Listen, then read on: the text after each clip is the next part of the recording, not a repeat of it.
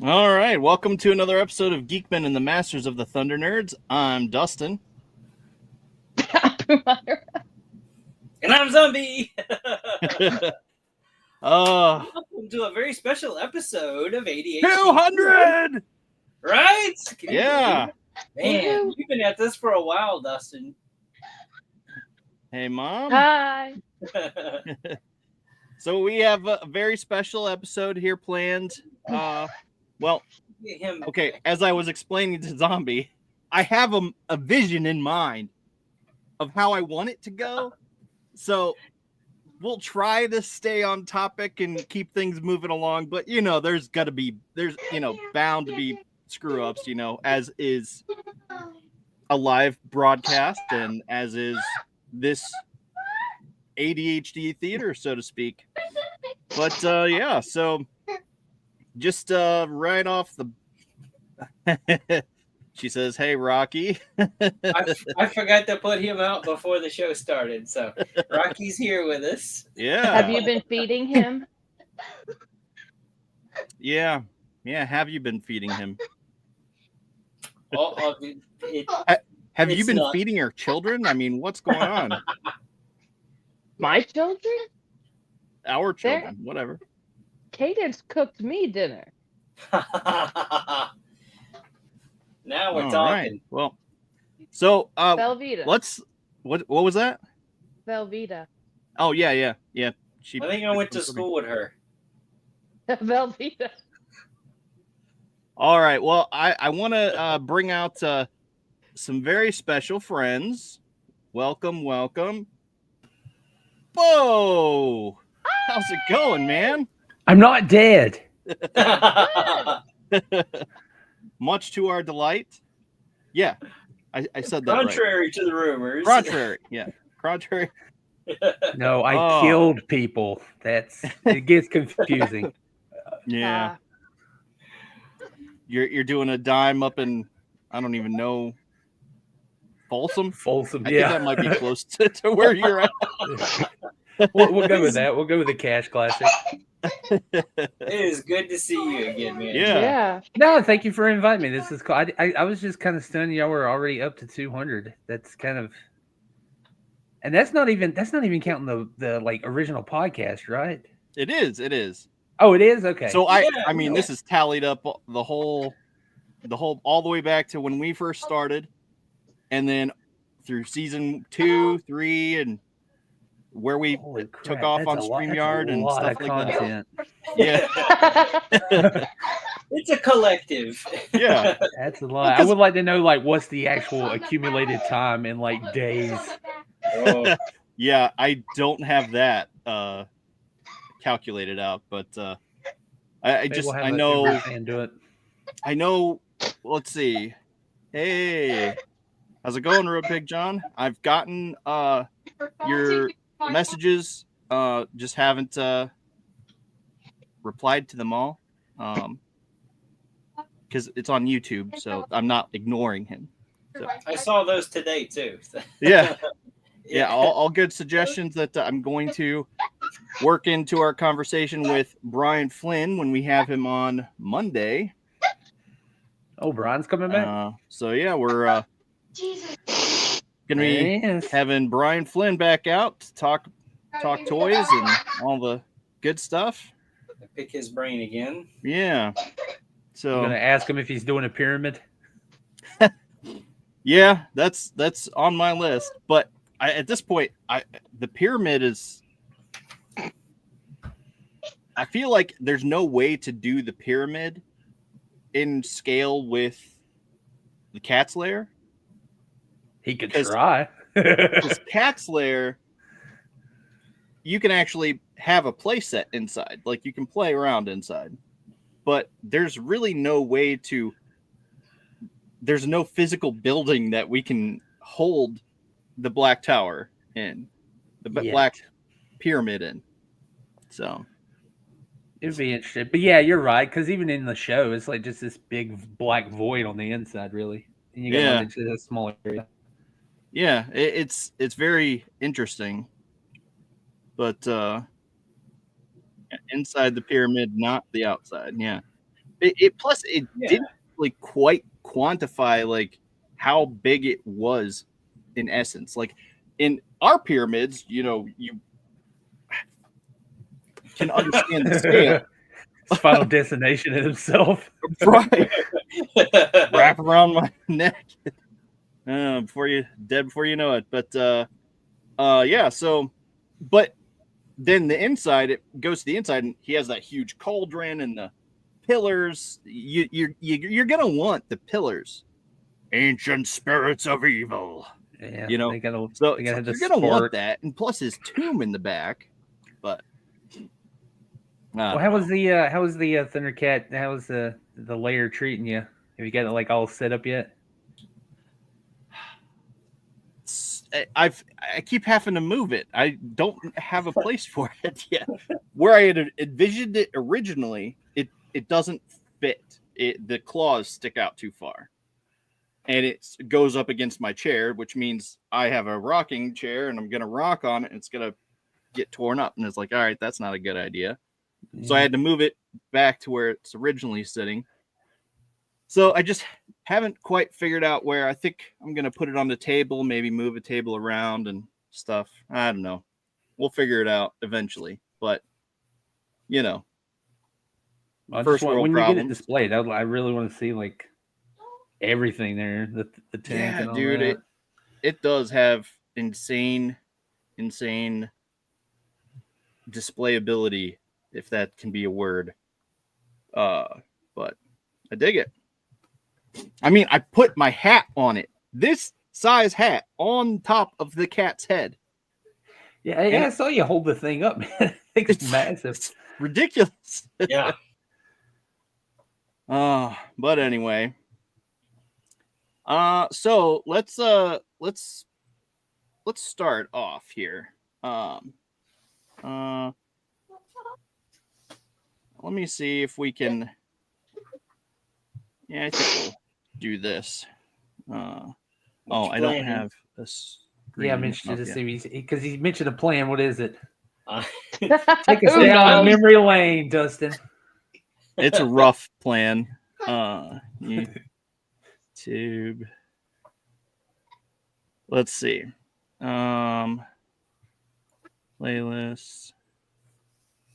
And let's get 200 episodes. Let's see. Plus, we had all the commentaries and all the deleted stuff. Yeah. On top of that, all the live specials. I don't think I've transferred all of the bonus episodes that we had on Patreon back in the day to YouTube. I know we did the Van Damme one. Yeah, because we released like a couple of the like really good ones. Yeah. We give them out like during the holidays and stuff. Which were the Zach episodes were really funny. Yeah. I remember listening to those. It was just the fact that he could do that with such accuracy is it was both sad but also impressive. Yeah, he was confident with it too. Yeah, man. Huge score. Like I remember people trying it online and they couldn't even get close to that score. Yeah, right. Somebody's like, I don't even know what haircut that was. He's like, come on. Lionheart, come on. Oh, he was like a savant with it. Yeah, it really was. He really was. So, okay. Oh, duh. Here's the thing. All right, so let's see. Our first season, we talked about Aliens, Predators, because that movie just had come out or something. Yeah, and that was kind of like a trial thing. We were just kind of working things out, so we picked something easy. Yeah. And so we did Transformers. We just watched all of Aliens and Predator movies. I think we just talked about them.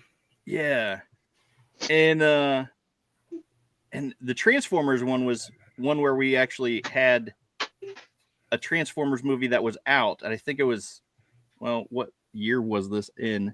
I forget when this came out. Lord, but definitely don't ask me about the Bay stuff. It's just I can't. I don't know. My Bay lore is yeah. I remember watching the first one and part of another one. Yeah. Oh, I guess Bumblebee and the other one. Those are technically in the Bayverse. I forgot. Yeah, that's true. Okay, so I think it will be Mumra's tomb next from Super 7. Interesting.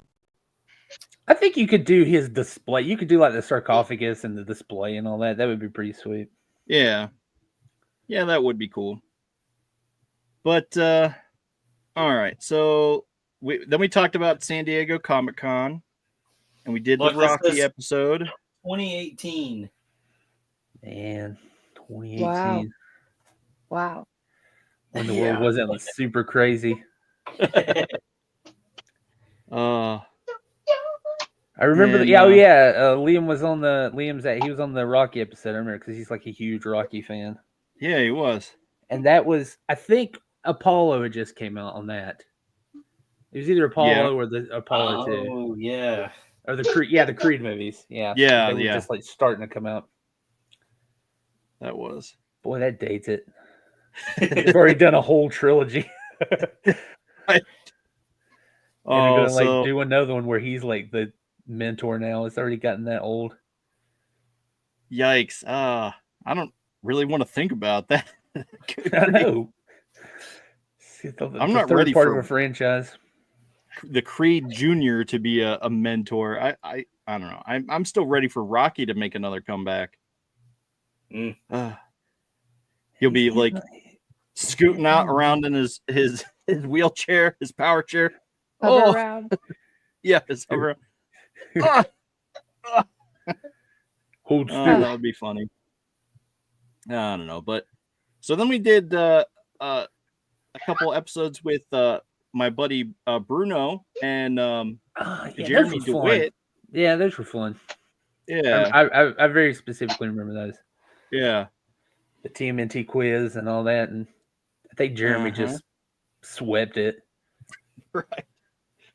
And then after that, we did Ready Player Jason, which we had my buddy Jason Tryon on the show, and so we had a good thing. And you did this really cool artwork for him where you drew like the Infinity Gauntlet or something. Yeah, on that it. was the It was contest. a Power Glove.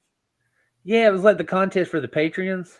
Yeah, or something like that. Yeah, and he was the one that won, and he got he got his own Geek-men cartoon. I remember that now.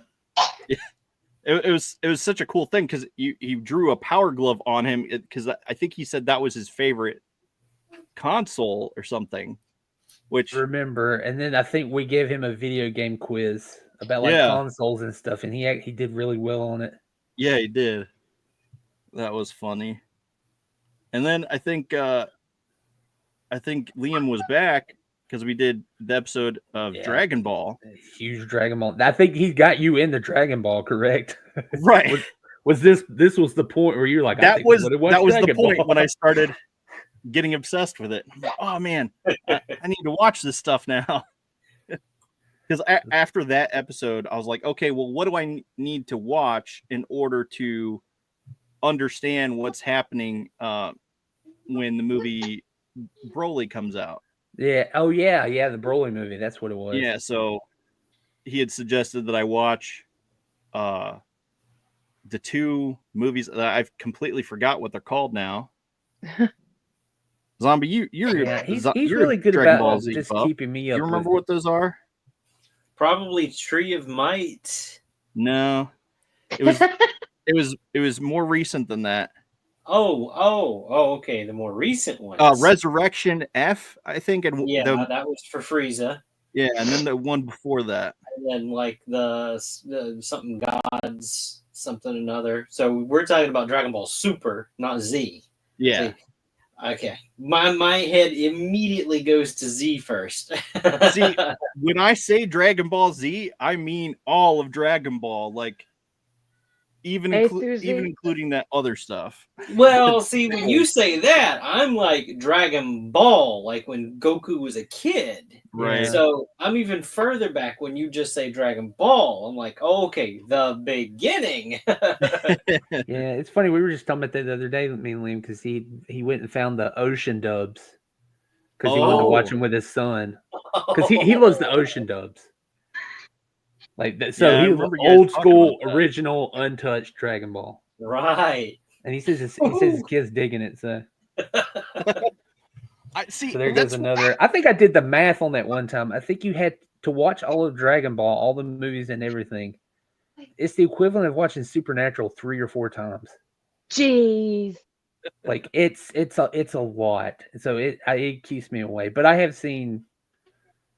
I'd be like Zach, what do I need to know to watch this? He's like, this. I'm like, great. And then I watch it and I'm like, oh, that was great. That was fun to watch. right. So I mean, I watched. There was a Dragon Ball movie, and it was like before the Snake Way stuff, way back. So it was a movie though. So I watched that, and then I jumped into Dragon Ball Z and started on it. And I actually did not watch Kai. I didn't shortcut. I watched it all the way through. There was a couple episodes that were like, oh man, I'm regretting my decision, especially like It's a when he's on commitment. Snake Way for a million years. It's definitely a commitment. Because even Yeah. like the shortened, like the joke, what is Kai. the what's the joke Oh. version of the YouTube Abridged? channel? Is it Team 4-Star? Yes. Just Dragon Ball Abridged? Yeah. Yeah, like Dragon even Ball that's Abridged. pretty long. And that's Yeah, that's like it is. super shortened. It is. Oh man, I don't know, but it was It's a fun. commitment. It was a fun series overall, but I found myself hesitating when Cadence was like, "Oh, we need to watch this. We need to watch Dragon Ball Z," and I'm like, just the thought of like starting over from the beginning. Just do it. You gotta do I hear it. people complain about like One Piece. Yeah. One Piece is it's already up to over 1,000 episodes now. I've watched One Piece from the beginning like 3 or 4 times now, and people are like, I could never do that in my lifetime. Like, yeah, you can. I've done it 3 or 4 times, and it's still going. See, that's where It's a I lot. don't There's think a I lot of could. long Like, shows, man. I don't Yeah. know.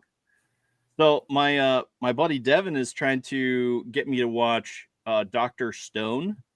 Are you familiar with that? Either one? Yeah, I I've can't say watched that I that am. one. It's very sciencey. Okay.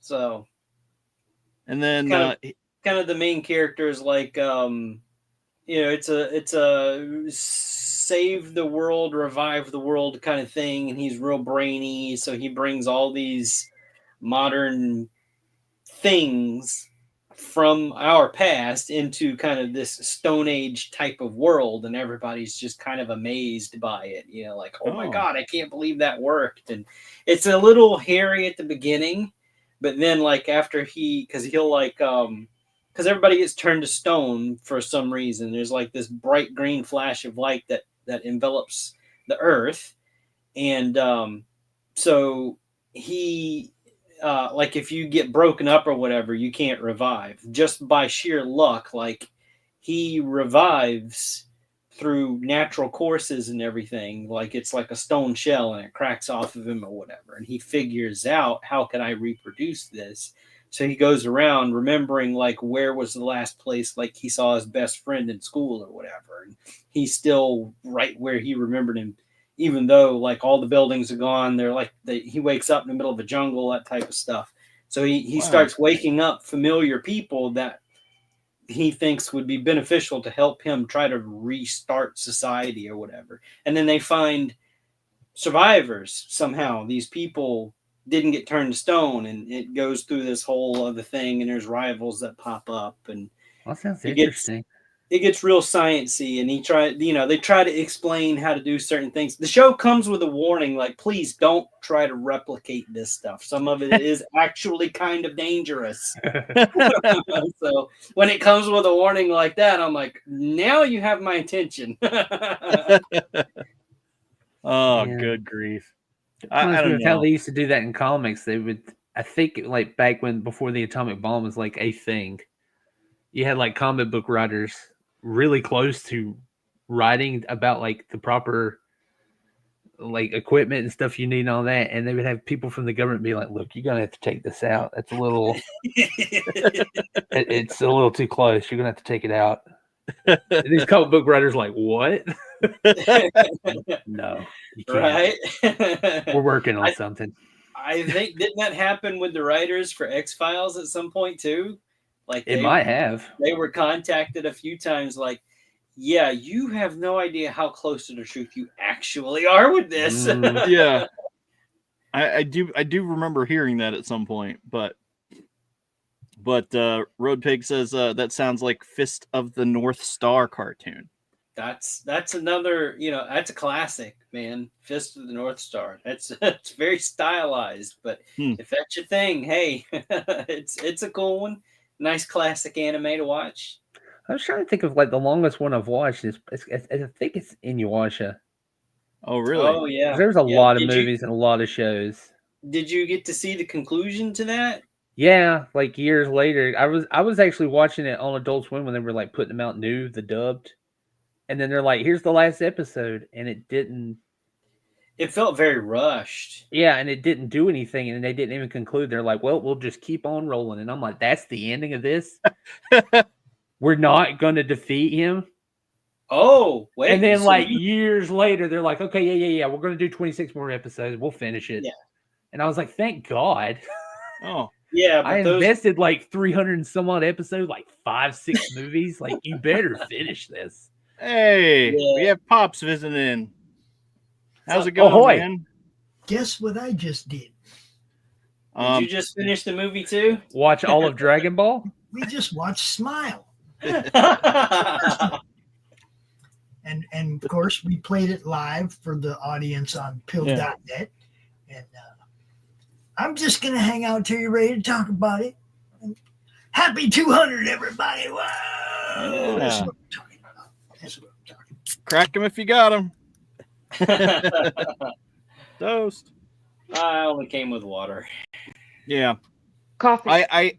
Okay, so I got this frostbite. Oh, What is it's that? that Mountain Dew. And where's Jessica at? In the chat, where is she? I don't know. I'm not too keen on it.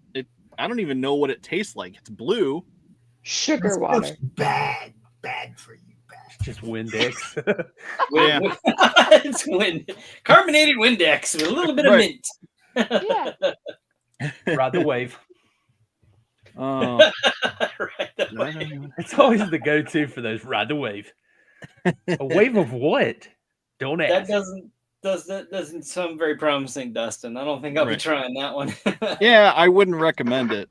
I don't say this one, this black cherry Dr. Pepper. Is it good? Now I know what flavor Dr. Pepper is. Okay. It tastes pretty much like Dr. Pepper with just a little hint of something, and it's like, it's just Dr. Pepper. And that always confused me how Dr. Pepper, I think they've done it more than once where they've come out with a flavor and it's just one of the flavors that's already in there that you can kind of taste. Right. Yeah, but this is kind of it's kind of like this is what Dr. Pepper actually is. They just tone it back a little, or like you said, add a little something else that changes it a little. Yeah. I think black cherry is what the flavor Dr. Pepper is based on. That's fair enough. I saw someone saying it's just Coke and A&W root beer. Yeah, A&W root beer mixed together. I saw that. I don't like root beer, so. See, I don't like Dr. Pepper. My mom used to drink it all the time, so I guess because it was there, like, I don't know, I can't drink it. Did you ever do that thing where you boil it? What? Did she ever do that thing where you boil it and serve it hot? What happens when you boil it? No. You can find the old advertisements. Dr. Pepper was recommended to serve hot. What? With a slice of lemon. You can find there's like old Dick Clark commercials. That is crazy. And I thought, because there's a movie, Blast to the Past, about Brendan Fraser, about how he gets that movie, and his dad was always drinking hot Dr. Peppers, and I thought that was just a thing they come up for the character of the movie. I think they were basing it off of that because it was the same time period. Wow. And I've I never heard tried a melted Dr. Coke. Pepper hot. No, me It neither. doesn't And I sound won't. appetizing. And I won't. No, I won't. With a slice Well, we're of gonna bring lemon. it back here on Come on. ADHD Theater. Watch. Yeah, I guess we'll have to try. No, I don't have a doctor. It's only fair to try at some point. Oh, no, all I right. stay away So from the dark sodas. Why? you stepped away from dark sodas? The kidney issue. So Oh. Ah, No yes. Too harsh. Well, Yeah. I can say that when I was young, a teenager, and I watched my uncle use Coke, clean the battery terminals, all that corrosive shit all over the battery, right? And he pours some Coke on it, and it all just goes away. And he goes, "This is why I drink Pepsi." Pepsi does the same thing. I started a car with Pepsi. You can also use it to What? clean drains with it. It really is. We Mhm. really are kind of dumb for drinking this stuff. Yeah, I don't, Wait, I don't drink Coke. That's just a little too caustic for me. You started a car with Pepsi? Is that what you said? No, Yeah, I it said ate the that's why battery I acid drink off. Pepsi, because Coke he uses to clean his battery terminals. Pepsi he drinks. Gotcha. I started a car with Pepsi. Yeah. All right. So, all right. So let's back to reminiscing here. Yeah, sorry, we completely see. derailed Wait. everything. There she is. My There she fault. is. Hey. Hi. Oh, there she is. So we were talking about. Dustin was talking about how much he hates Baja Blast, and No. No. he was saying some stuff about Frostbite. you. No, I'm just joking. She actually gave me a confession that she was like, "Don't hate me, but I haven't had Baja Blast in forever." It's like, What? oh, so you're sick of it, huh? I remember she sent me a picture one time. It was just a wall of cases Yeah. of those that she had bought from the store while they were on sale. She's like, I'm just going to get them for the rest of the year. Should I have was did that just with like- Spark. It's gone. She just bought 5 cases. I don't remember it being just 5 cases. It felt like a lot more. She sent me Or pictures. wait a of minute, a are you back talking seat about like and it was- just now? Like you just Yeah. bought 5 Yeah, I cases think today? so. Oh, okay. Because I was about to say that picture was it was like a wall. Oh, I remember going to Sam's one day and they had them on a pallet and they were just stacked and it was like the big cases at Sam's and they were taller than I was. I'm like, oh wow! It That's was yes, 42 40. 12 That packs. sounds about right. Yes. Next Sanity. she'll buy out a grocery aisle that just the entire aisle is Mountain Dew. You'll see a whole empty shelf. Oh, Jessica is here. Oh, I Jessica just was buys here. all of PepsiCo. I own it, you guys. They were BOGO. Hey, I Oh, don't nice. blame you then. It's hard to mess when it's buy one get one. So Yeah. Plus, that was one of those years where it was just like a seasonal thing. Like where they were just going to sell it for yeah, those few months, and then that was it for the year. So she's And then- just like, well, all of these, please. yeah. All right. So let me get back to this here. All right. Wow. So let's episode see. 2. And then we came back, and I don't have a date on that. What does that say? Now this And is we're back. pre-video, so this is like audio only, right? Yeah, this stuff's Yeah. audio only. All this stuff is audio only, and we're still audio only for let's see until Because that's when I started listening to you guys. I think it might have been in your second season. yeah. I remember that because you messaged me at one point. You were messaging me throughout, and yeah. So let's see. So what was your favorite episode, would you say, Bo? From, let's see, I don't know. What's the most memorable one that you have? And I feel like the Rocky episode. okay. I feel Yeah. like that was the best one. Mhm. I And feel that like might that. have been when we did the Van Damme quiz. We did that on one of these, right? Because I think it was off of the Van Damme one. Did we do like a whole Van Damme episode? I'm looking, and let's see. Jeremy, we had many collections. Let's see. Oh, that Silent Hill episode is really good. I like that one. Yeah. Yeah, we talked with Sean. The Sidekicks episode, where we commentary for Sidekicks. Yeah, we did like whole commentary, man. That was great. Yeah. We sat down and watched the movie. You can watch along. They did eventually not Shout Factory, but somebody did actually release it on Blu-ray. Yeah, I saw that, and I still don't have it. Sadly, saved it.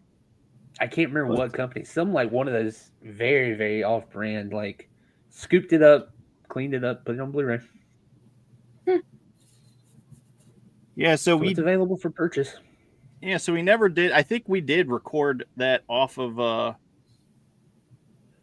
I think it was when we had him on the. It was the Real Men Eat Both. Real Men Both Pop-Tarts. Yeah, his theory. You're un-American if you can't eat both Pop-Tarts. Right. Wow. Who only has one Pop-Tart in the bag? I know. They come in a bag for a reason. No. Every time I grab a thing of Pop-Tarts, I think of that. Right. Yeah, and you were like, you put peanut butter between your two. And then Zach, he was just like, well, give that man the Constitution. Yeah. I just can trust stack them together. Yeah, might as well. Peanut butter on Pop-Tarts is good, so I don't care who you are.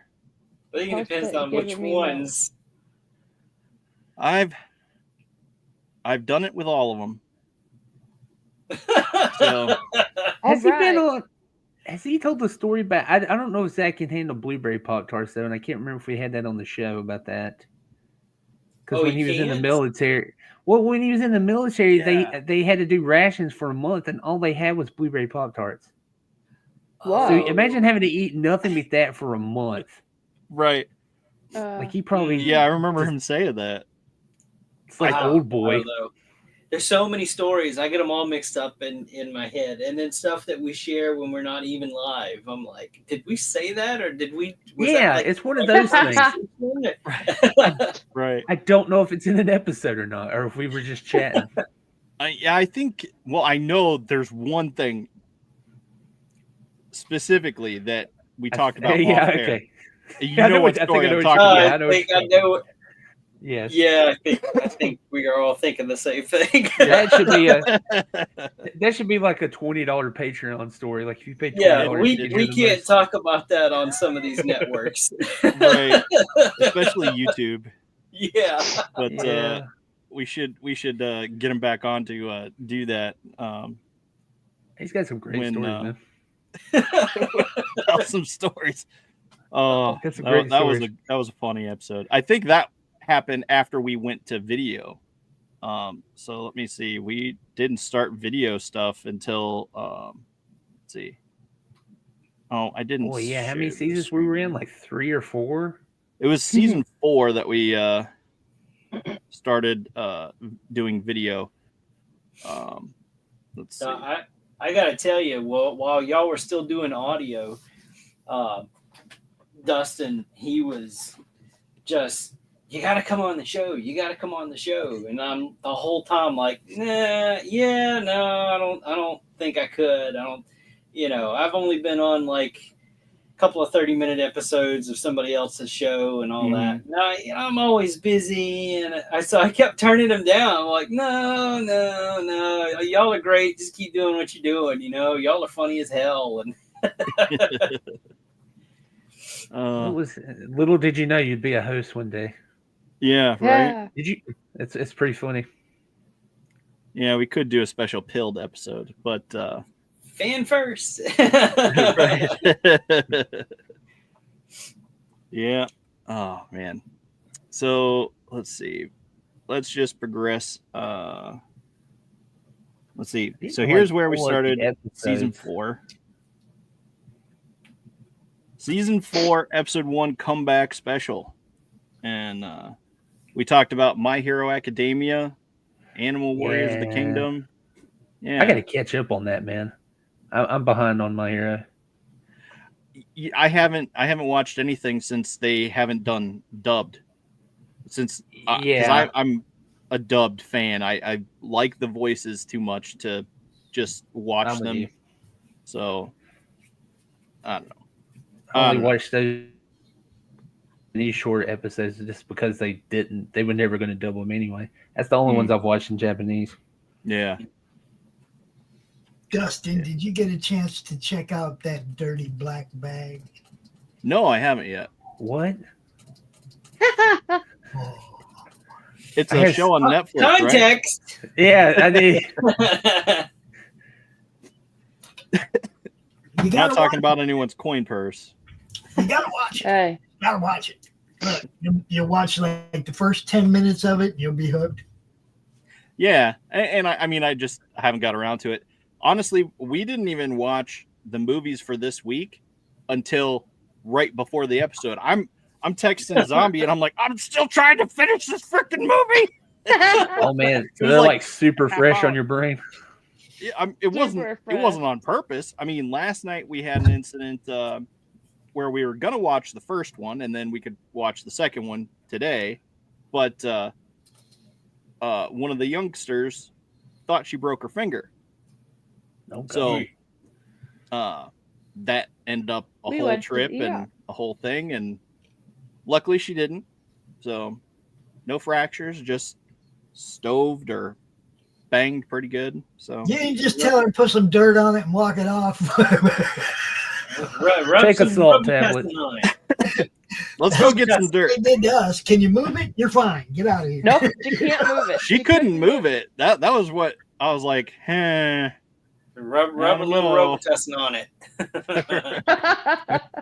I mean, even just slightly touching, the lightest touch I could possibly do. I ran my finger along it, and she's like in excruciating pain, and it's like, okay, maybe we should check this out. So she's okay now. But luckily she's okay. Yeah, that's the moral of the story. So anyway, got pushed to today. Yeah. All right. So let's see. Road Pig John says his most memorable show for him was when we talked to Brian Flynn and broke the news about Copper Kid and the Space Racer. Because at that point in time, if you recall, there was a lot, which is this episode right here. There was a lot of speculation because they had removed the license from their list of licensing licenses that they had under their control umbrella, so to speak. And people were all up in arms about that. Like, oh, what's happening? Is the Silverhawks line getting made? Or, there's a lot up in the air. So, yep. We broke the news on that. Hopefully we'll... That was like, I think Toy Bro carried that episode too, didn't he? Yeah. That episode like blew up because he used it as like I hear Brian Flynn says we're getting this. Right. Yeah. Yeah. He's still got the license. Everything's okay. Yeah. Everybody was like, who are these guys? How did they get that information? Right. So, I mean, him and the We Want Thundercats guy, Eggman, watched that episode and then reported back to their fan base, who then watched that episode. So that's why we have so many. I think that's probably one of our most watched episodes. But let's see. We interviewed Arclay Mountains, your buddies. Yeah, they unfortunately I think they just recently announced they were kind of breaking up, but they are starting a new band. Yeah. This band does not exist. I think that's the name of their band. Yeah. I love it. It sounds so good. So definitely check them out. Sean and all them, they're great. Yeah, they are. That reminds me of the episode we're gonna have coming up. This is Space Zombies from Mars, but the name of the company is the Nameless Toy Company. And wow. Eric, Zombie's all like, yeah, I'm gonna have to give him a hard time about that. That's really unfortunate. They don't even have a name for their company. I mean, like that one band that don't exist. That's Right. rough. But seriously, what's the name of your toy company? No, that's it. That is the name of our toy company. Well. Oh, we got to talk about interviewing Larry Kenney too. Yeah, that I was gonna say that was probably my top most memorable episode because I mean, I was like geeking out, all smiles, and it's like I just sat there like. I know. I was sitting there. I'm the opposite. I'm nervous, so I kept talking and coming up with questions and stuff. And I'm like, Dustin, here you go. You can ask him something. And Dustin's like, oh right, I love you. Right. Yeah, man, that is insane. Just to be able to talk to, it really did feel like you were just talking to Lino. Oh, it, totally. It was very weird. It was very surreal, and when he started telling his stories, about he's got great stories too, man. Yeah, he does. He's just like, and then we, because they actually got to be live, like a live studio, like I guess it's more like how it is like today, but also, well, yeah, but doing the voiceover stuff, yeah, because they all got to be, or no, they didn't. No, I was asking that because they did, but like a lot of cartoons and stuff, and everybody just records it individually. Exactly. But like Batman anime series, Andrea Romano was big on it. I want everybody in the room together, right, to do table reads and stuff. Yeah, like that. So we can when they're recording, they're actually doing a performance, and it comes off better, obviously, because it's Batman anime series. Listen to it. I mean, it's phenomenal. So, but I think that's where again it shines through with Larry Kenney's performance, where he's talking about how Mumra used to be. He have spit coming down his face as he gets spat upon. Yeah, but man, also now like behind the scenes and everything, that dude is actually who he is. He's super, ridiculously nice dude. He is. So if you got a chance to go meet him at a convention, that's who he is. Right, totally. He kept talking like how he wants to uphold the core, the truth, justice, and loyalty to Lionel's name, and so he was hesitant about taking on all these other roles that just want to like throw dirt on it, type stuff. Yeah. But I appreciated that he was honest about that Thundercats Go cartoon. That he was just like, no, it wasn't good. I didn't like it. Yeah. I was like, thank you. Yeah, it's like, the Thundercats Roar. I just don't. It was made for something that I don't know. It was kind of funny, but I think it was kind of trying to cash in on that whole Teen Titans Go thing. Yeah, that's why I got confused. Like it was trying to do that and skew Thundercats at the same time, and you could tell like those people just didn't care about Thundercats. Not a tiny bit. Which he did. He was the voice of Jaga in that series, but it was only like for a couple episodes, and I don't know, it just didn't sit right with him. So I appreciate that. But yeah, he was very sincere and all. It's just really cool, dude. I'm glad that worked out. That was a good get, Dustin. Yeah, that was insane. Yeah, I was shocked that he said yes. I was like in awe. I was like, what? Wait! You did just agree to be a guest on our podcast, where you know nothing, right? Yeah, we definitely get more no's than yeses. So no, that answers, was a big score. Yeah, it was. That's like one of my highlights of my life too, getting to talk to him. So I really appreciate it because that was just. It was for me too. Insane. I got to talk to that man. Yeah, he was in the Silverhawks for a little bit.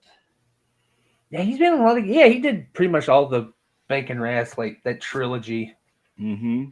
Tiger Sharks and oh god, what was the third one? Oh, Silverhawks. Yeah, Silverhawks.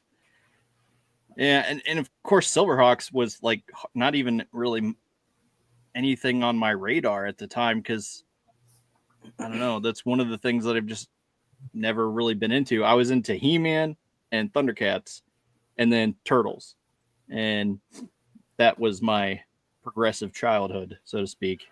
Boy, I had some Silverhawks, man. I miss those things. Not because they're worth a lot of money now, because they are insane amount of money, but those were just really cool looking figures. I mean, just the idea of somebody's like, let's just vacuum form a whole figure. Yeah. Would that look cool? Yeah, it would. I definitely remember I had Quicksilver and Tallyhawk, and then I had the Saw Blade.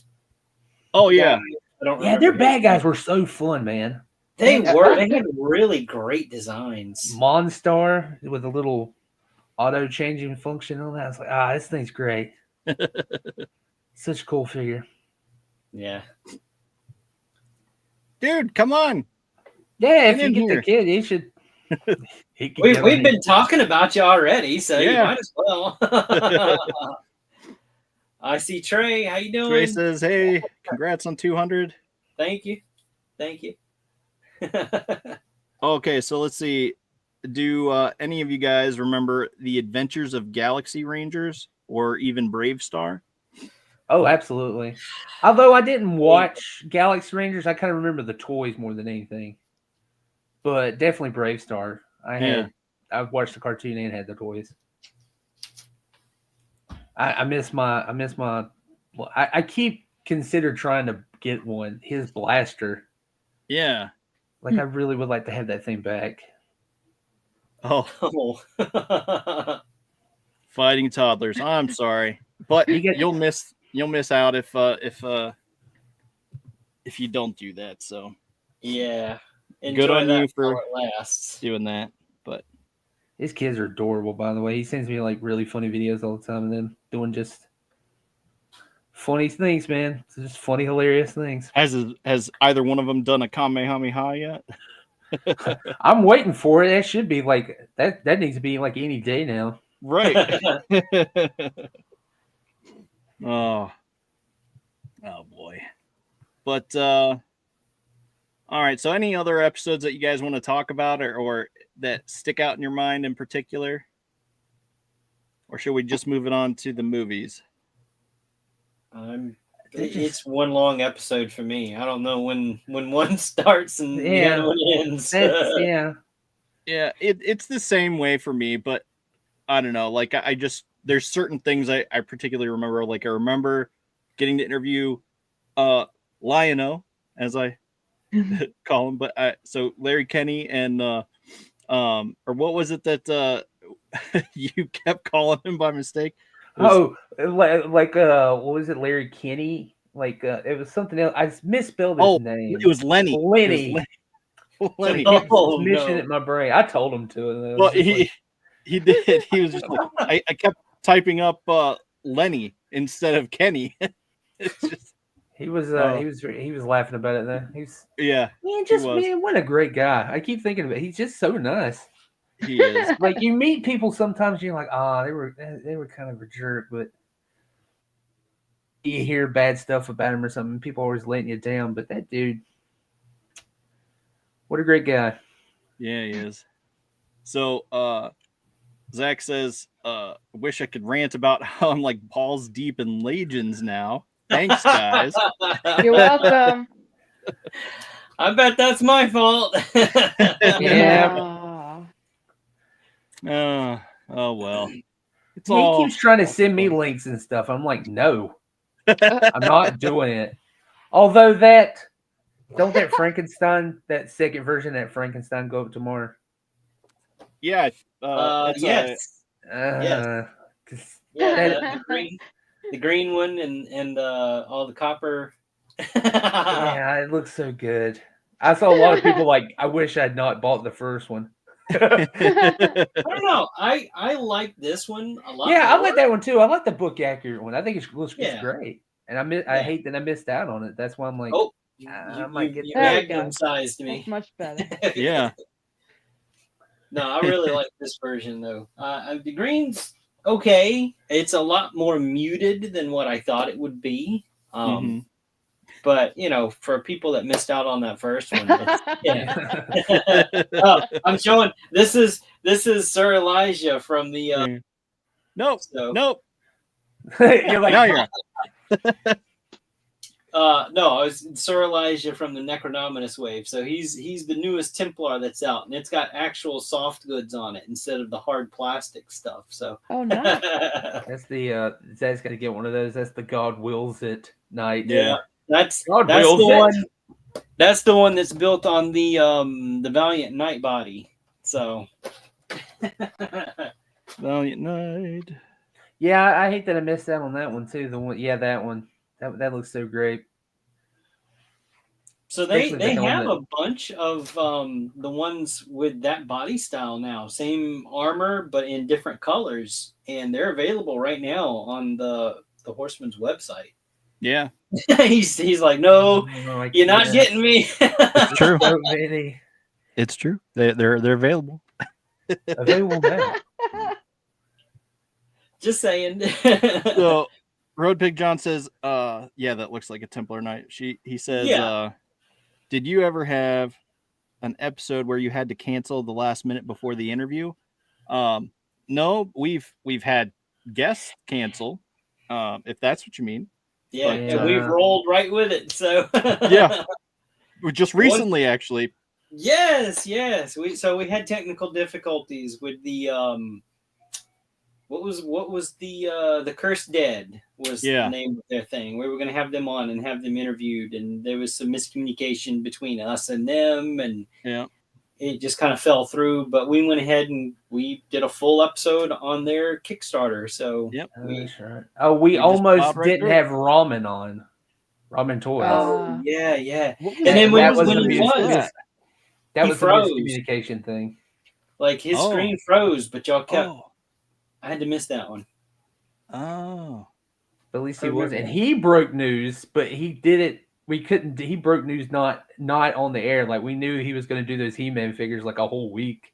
Yeah. Before that got announced, and that sucked. Not having to say it did suck. It was just like, oh.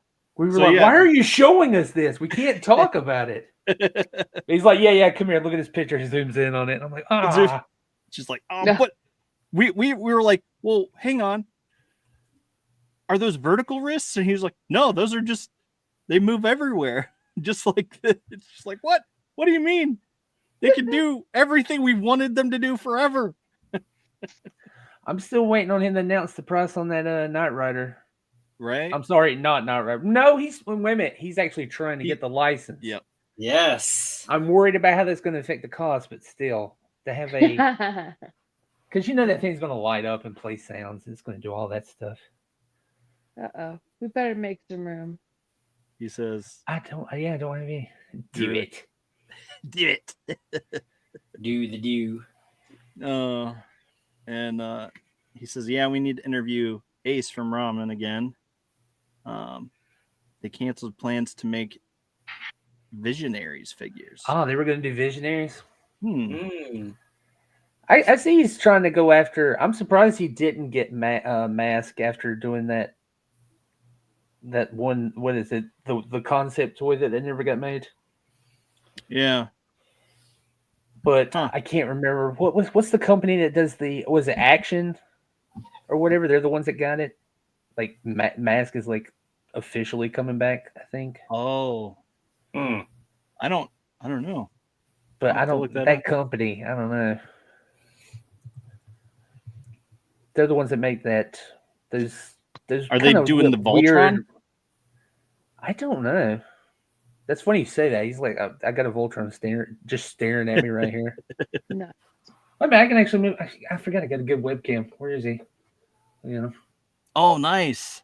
He's just staring at me. I got that Playmates re-released one, and I was just like, I got to get that. Oh, he says Mask will be done by Loyal Subjects. Loyal Subject. That's who. Thank you. Yeah. I couldn't think of their names. Loyal Subject. Yeah. We'll see how that does, because they're kind of hit and miss with them. I don't know. Yeah, I mean, their ninjas were good. We'll see. I keep They're thinking the ones about that did the ninjas, right? Loyal Subjects? I'm probably confusing something again. I just don't know if I'm confusing them, because I'm thinking of their Ninja Turtles. They did Ninja Turtles, right? Didn't they have a line? Yeah, Yeah, I know that's kind of they're- weird to say because everybody had a Ninja Turtles line a couple years ago. Yeah, they're a smaller scale. Yeah, those things were kind of janky, so I don't know. Yeah, Dustin, I think you're But thinking they're of not the articulated smallest icons. scale. Hey, we got the No, little, not that small. Bob's put your little turtle away. what's cool is these came with like the Japanese armor, like all different kinds. I have like 15 different ones of these, right? And dude, I love them. Okay, so they're the ones that do 3 3/4 Yeah. turtles. Okay, yeah, And because I then- got like their Casey, their Krang was good. I got their Krang. He's on my shelf, but Yeah, wherever, if you can their see mask Krang. line is supposed to be the same scales as the originals. Yeah, I hope that's. I want them to pull it off Yeah, because I would like to have that Chevy, the old '57 Chevy or whatever. that would be I'd like to have cool. that toy back.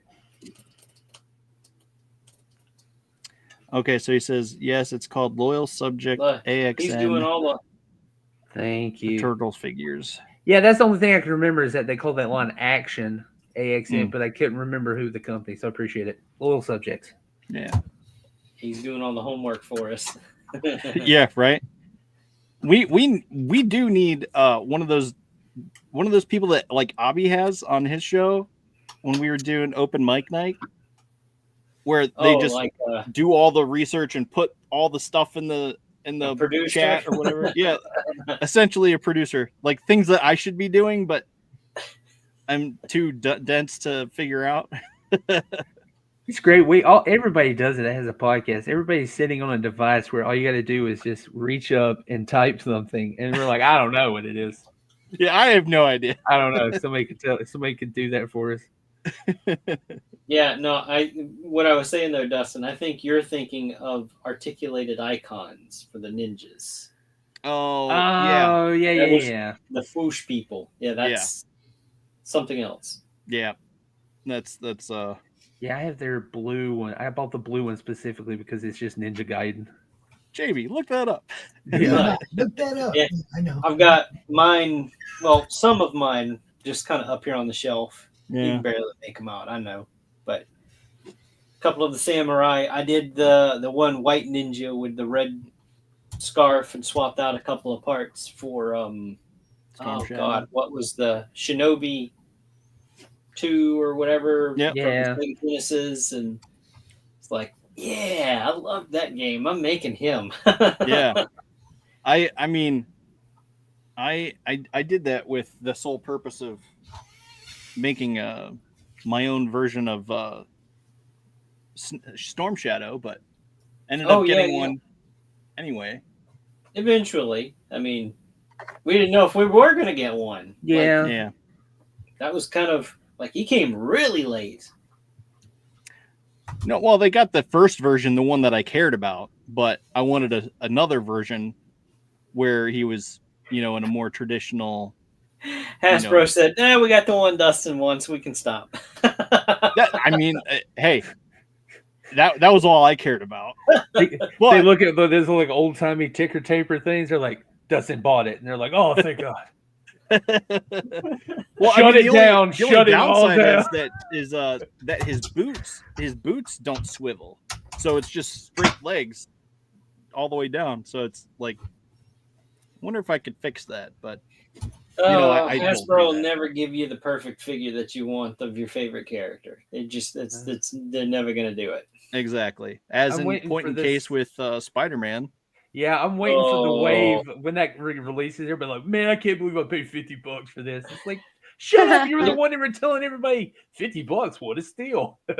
Yeah, and I called it. I said, "Watch, it's going to be 50." A couple of weeks ago on the Monday night show when we were talking about it, I said, trust me. I know Hasbro. Everything that's going to come with this thing, that's going to be a $50 price tag." And everybody's going, "Oh, it'd be great if it was $29.99, even $35.99." Like, That's no, called wishful thinking. 50 all day long. Yeah. I called it. Yes, you did. Not gonna- You had to rub it in their faces, rub our noses in it. Hey, I'm a Spidey guy too. I've got mine right up here. I don't know if I'm a $50 Spidey guy, even all the stuff that it comes with. I mean, cool you're with not what I going to be able got. to use half of it, but Go in a plastic bag and lost somewhere. What am I good? I don't know. Yeah, $50. I want soft goods Peter Parker outfit that goes over that and glasses. So there you go, guys.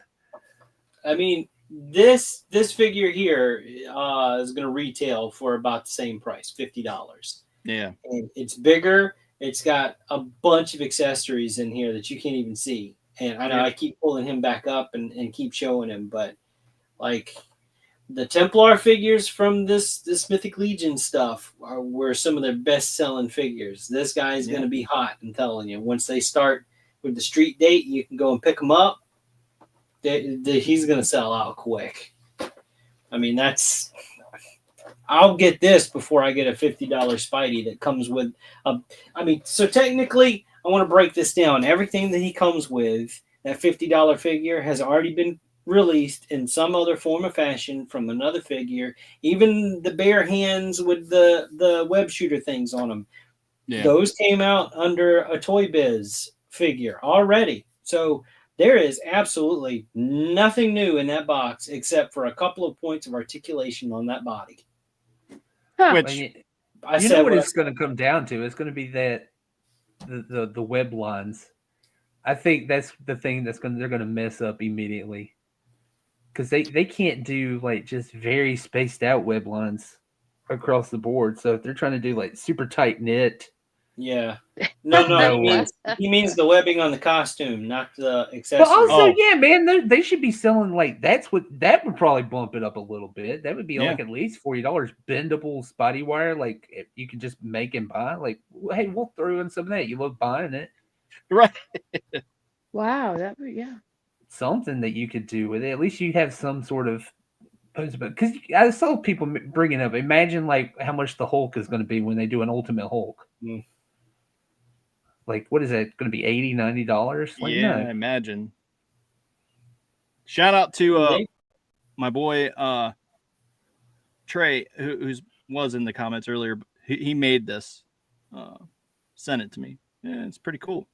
Yeah, I'm surprised Hasbro hasn't like ripped off that idea from everybody, right? And put that in there with it, especially as posable as it is. Give it some bending wire. What is he saying? Let's talk about how Hasbro is charging $50, yet Storm Collectibles are in the $112 market with the Area series. With the Area series, pull that up. He's talking about just Storm Collectibles in general. They're like, Zach has told me like those figures are like, you can murder somebody with those figures because they're so thick and they're solid plastic. Mm. Like if you huck that at somebody's head, you're gonna kill them. Yeah. Ooh. But yeah, man, they're making, and plus people just can't compete with. I know it's scary now with imports, with all the tariffs and everything. Arena, sorry for $25. Yeah, but those. I think a lot of the foreign markets, even with stuff that's commercially like available, like they've got the license and everything, they're still producing way better figures, way cheaper than that. Yeah. And I don't know if this is like a car company situation, like how we're just starting to lose the automobile industry and all that. Like action figures are our new automobiles. Like we just can't make them as good as the foreign market. I don't know. But people's got to not buy it. That's got to be the point. You got to not buy that $50 Spider-Man figure. Yeah. Yeah, well. Or that's going to be the new price for everything. Right. I think everyone's going to buy it, though. Everyone that wants a highly articulated Spider-Man instead of just getting what's going to happen in this Mezco. house? Somebody's going to buy one for a kid that's going to tear it up. That's what's going to happen here. We're going to see a lot of returns at Bro. It's like, I wish I have one grandkid that understands the value of in the package out of 4. Okay. I got one that's like, oh, this one I'm going to have to leave in the package. Good job. Go get another one to play with. Leave one of them in the package. You get it. I was going to say, right? How do you expect a kid to get it and not play with it? Well, I mean, if you already have 50 WWE figures and you get a special John Cena one, leave it alone. Here, I got this for you. Can I play with it? No, you idiot. It's funny because I have an old school Electra, like the old 5-inch figures, Electra figure, and I have a granddaughter that loves Electra. And she wants it so bad. But I told her, you can't play with it. So I'm waiting until she's old enough where she won't want to play with it. Then I'm going to give it to her. The old test figure. I saw an Instagram video that was very funny. It was a kid. It was a dad who, I thought this was a brilliant punishment. He realized that his kids had spent about $850 on Minecraft. Yeah. So his revenge was he took them to Target, and he's like, I'm taking you kids on a shopping spree. You can get $850 or whatever you want. And then at the end, he didn't give it to him. He's like, you see what you could have had? They had like buggies full. He's like, who wants a brand new TV? Each one of you get one for your own room. Yeah, it's like, look. That is brilliant. They're all in that Roblox, PlayStation, and they're all caught up in that. It's like, I give them books, I give them sketchbooks. I don't let them spend my money on Roblox. Fuck that. You can tell it like registered on their face though, especially the young daughter, because she was just like, "What?" And he's like, "Yeah, that's $850. That's how much you guys have spent on Minecraft." Right. She was like, "Really?" And I think let's like from there on out, she's gonna be like, "I don't know." Well, I just want them to realize, it's like you can buy stuff that you're going to have forever, or that you can have, get good use out of for a long time, or you can buy a skin on Minecraft until the next game comes out and start spending money on it. Figure it out. Find free-to-play games. Have fun playing your games, but don't get caught up in that fucking money thing, man. Right. Yep. I mean, sorry about the F-bombs, guys, but good. I'm kind of passionate about that part of my grandkids, upbringing. All of that can go away in an instant too. All the digital stuff, like they could just decide to close the servers and we've made our money. We don't care. All that's gone. Exactly. Right. So, Bo, do you still have that PlayStation that you were talking about that had that special game that they took all the stuff offline, and you're contemplating selling it for a while? Oh, I remember. Yeah, I still have my PlayStation. I had the they still got PT on it. If that's what you're talking about. Was that it? PT? Yeah, the Silent Hills demo. Yes, Silent Hill. Yeah. They took it down. Konami took it down, and if you have it downloaded. That's the only way you can have it. Like, you can't download it again off the store. Yeah. Well, that's another reason why we encourage people to buy physical media, to buy the disc, because you never know when they're going to shut it off. And then if you still want to play it, if you got the disc, you can still play that game, right? Right. Yep. Yeah, that's why they keep trying to take down the internet archives, because they're trying to save all these games and stuff and movies and books that nobody wants. And well, see, now the only stuff I play on PlayStation are the stream games. Okay, I don't buy anything. It's like I got Witcher 3, poker games, a few that are on the stream, and you can just play them.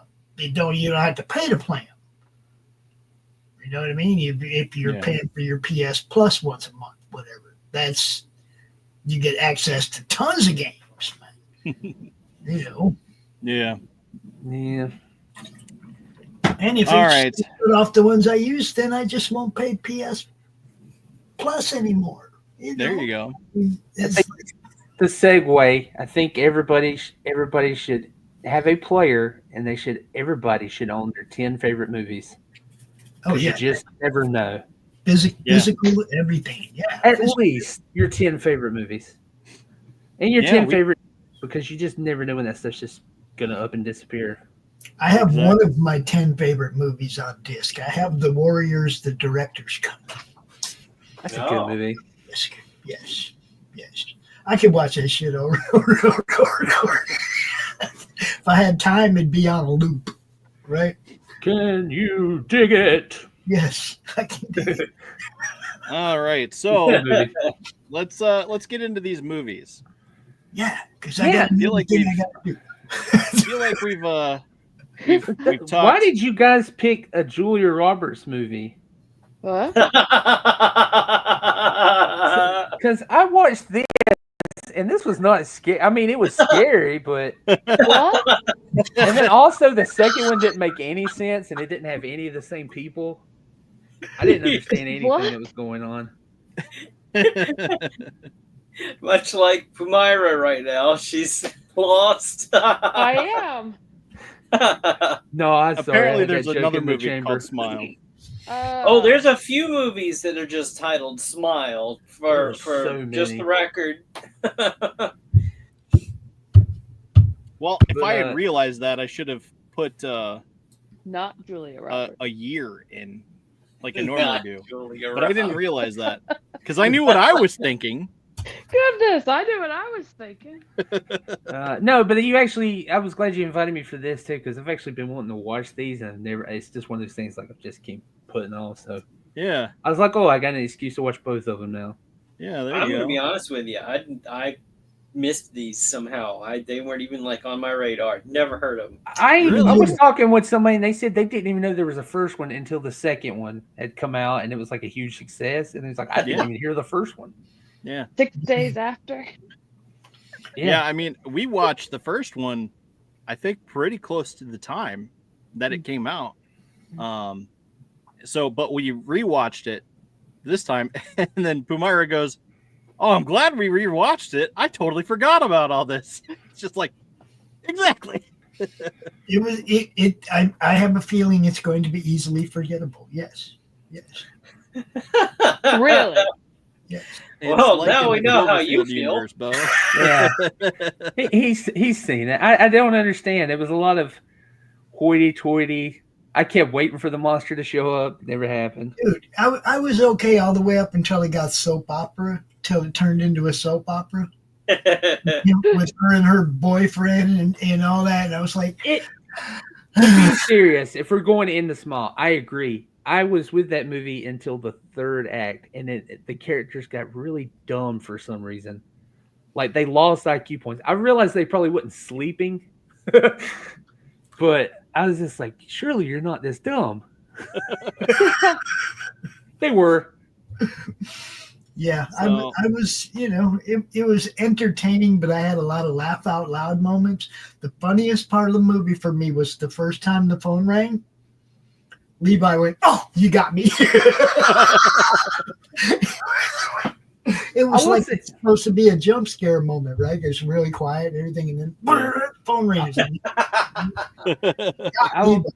You got to commend them on their jump scares. They were actually pretty well constructed. They got me on one. I think they were pretty good, especially for modern day, because jump scares are hard to do nowadays. If you can get me at all, you did good, because I crack up laughing during horror movies all the time, and I did. I had a lot of laugh out loud moments, a lot of. Oh, that set me up perfectly for this joke.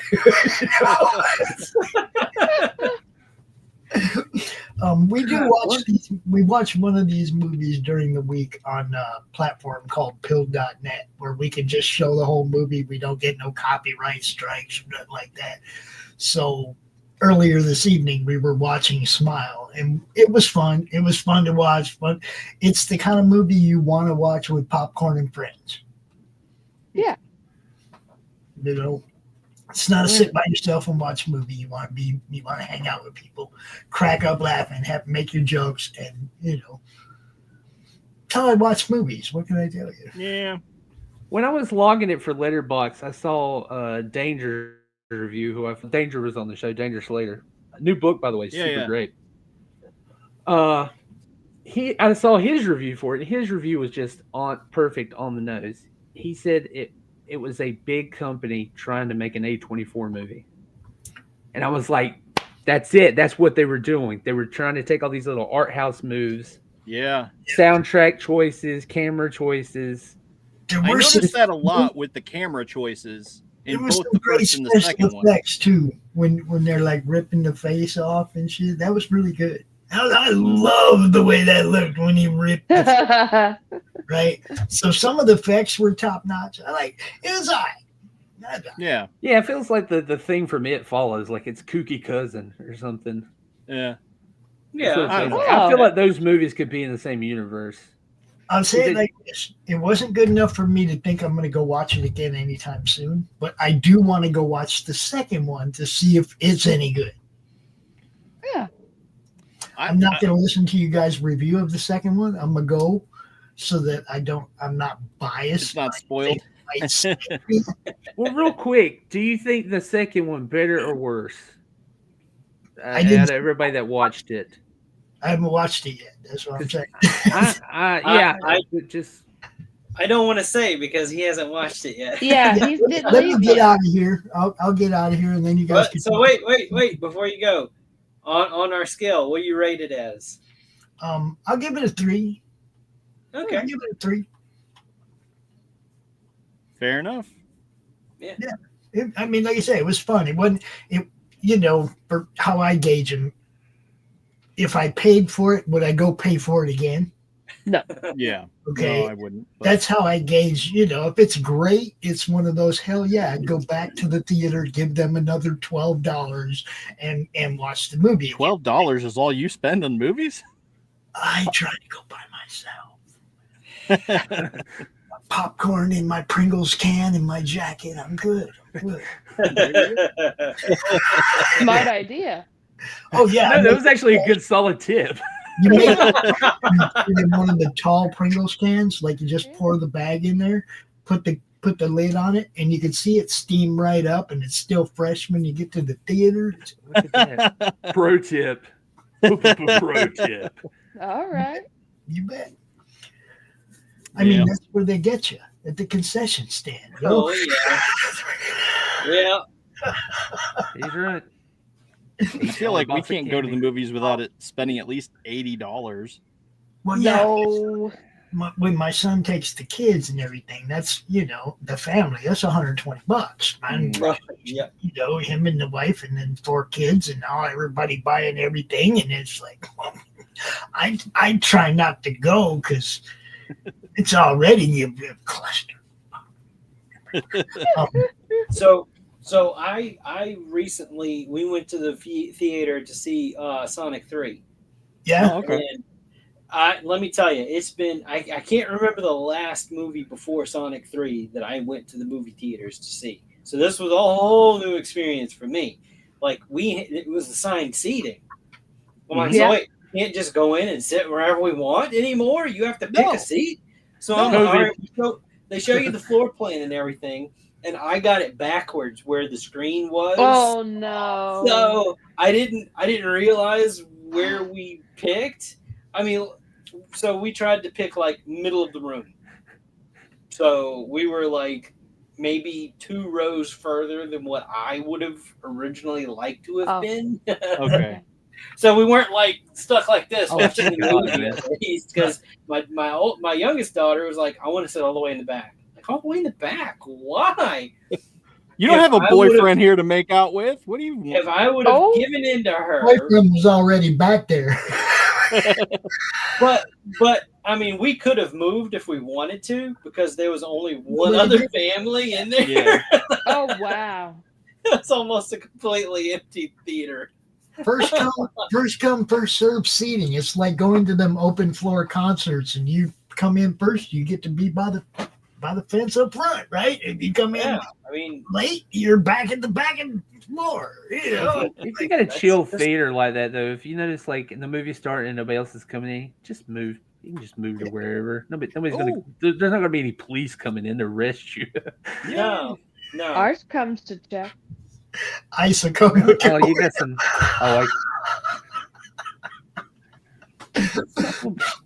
I feel bad. We got like a chillax theater. Like I feel like they wouldn't. I think we have done it one time where like we thought we'd get seats because it might fill up, but then it never does, and we're like, oh, well, we'll just sit here then.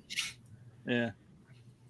And then like, yeah. I still live in a small town where they don't do that assigned seating.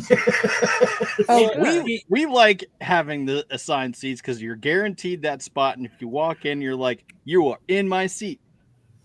Yeah. Yeah, that's the worst that can happen to you. Someone's like, oh, I think you're like, oh, my bad. I'm sorry. Yeah. That's what my wife told me happened to them the time before. I'm like, wait. Somebody walked in and said, you're in my seat. I'm like, what are you talking about? I'd have told them to get bent. I'm sitting here. My ass hit this chair first. And she's like, no, you don't understand. It is assigned seating. I'm like, get out of here. What? Make Like, you you're feel pulling my like you're in chain. grade school, huh? Like, I'm in your You seat. need Get to the sit up fuck in the out of front here. You.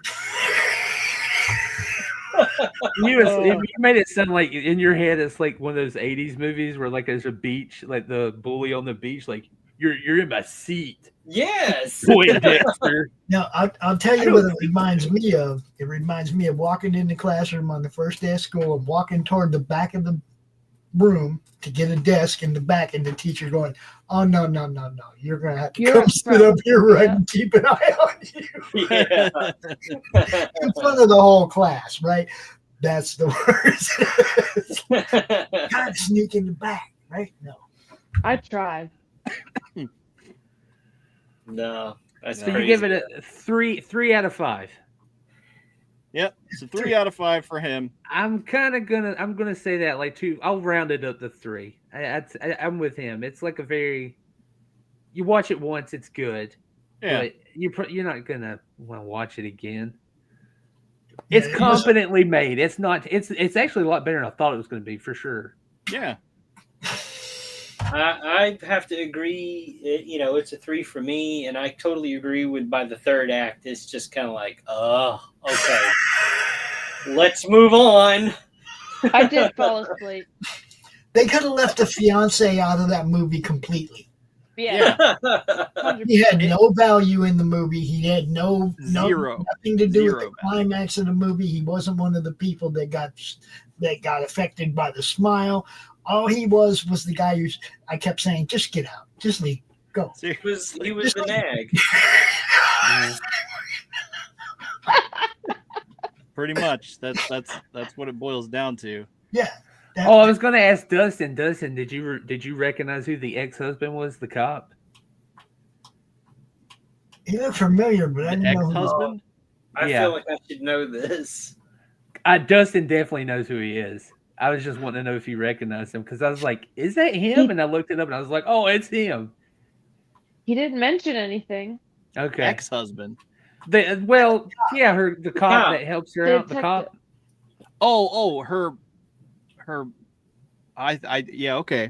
I should say boyfriend. Maybe they didn't get married. Yeah. But you're right. Boyfriend or something. Yeah. Her ex. I'll just say her ex. Yeah. Her ex.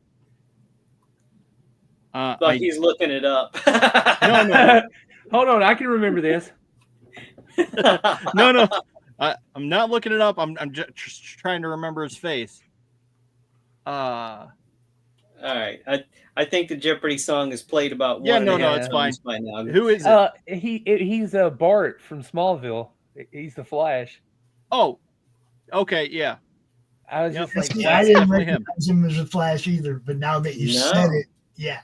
Because I know Dustin's like a huge Smallville fan. And he's Bart Allen, the Flash. I'm actually watching Smallville again. I'm in season 2. I watched like 5 different things at once, but I'm in season 2 of Smallville.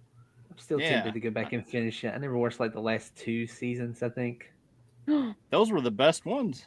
I just have to keep going back. I go back to the stuff I liked, like when I was young, like Sliders and stuff like that. I go back and watch that Kung Fu. I go back and watch that just to see if the magic, whatever it was that got my attention when I was young, that made me not miss an episode. I wanted to know what it was. As an adult, I'm looking at it. What was it that I was so enamored with? I think Sliders was good until Sci-Fi took it over. Once the Sci-Fi channel got it. If you don't go back and re-examine some of the stuff you loved as a kid and try to figure out what was it Mm-hmm. that gave me that emotional response, that gave me that hit in the chest. Because I'm always still looking for something to hit me in the chest, right? You're looking for the next high. Yeah, sometimes you got to go back, right, and re-examine some of this stuff and figure out what was it about this that made me go, yeah, this is cool. I want to come back to this. Mm-hmm. I've done that with a couple of movies that scared the crap out of me as a kid, and gone back and watched them now as an adult and thinking, what kind of a puss was I? Hey, now. Alice in Wonderland, the CBS version, got me every time. Alice in Wonderland? When that monster Which scene? When the monster came through the living room window during the thunderstorm. Which version? Yeah. CBS. I don't think. I'm trying to remember. Yeah, it was on TV. It was a TV Alice in Wonderland movie. The one your sister liked, Melody. Is that the one with Martin Short? I have no idea. No. I have no idea. I think there's one with Martin Short where he's the Mad Hatter, but I don't know. It's one of the same people that did Merlin. Huh. That like 2-night movie thing with what's his name from Jurassic Park, where he was Merlin. Oh, Sam Neill? Sam Neill. Yeah.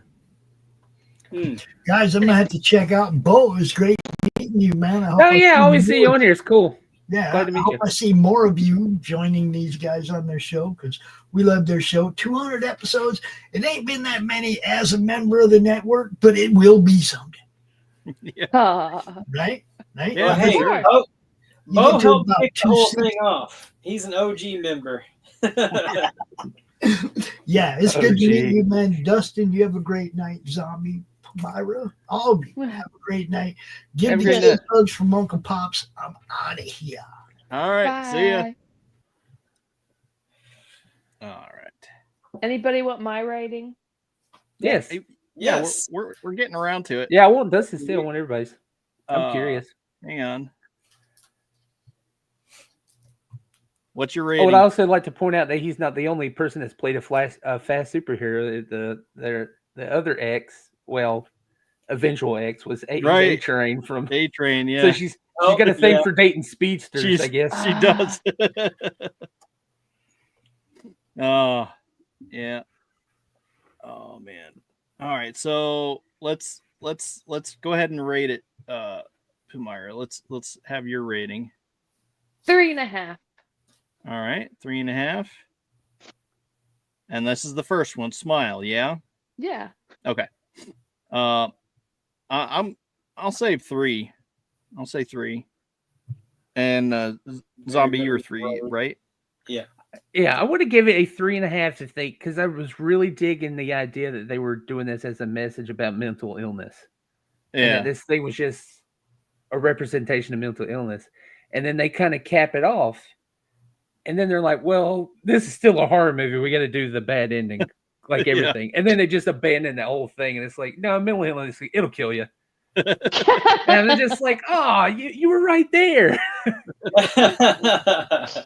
Plus, somebody pointing out the obvious thing to beat this thing.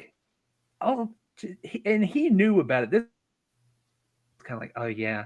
Like, you know how to beat this thing. Why did he look at her doing this? All he had to do was walk out that door. That would have been the ending of it. Yeah. Yeah. See ya. So yes, the way to beat this thing is just don't look at it when it's killing people. Don't.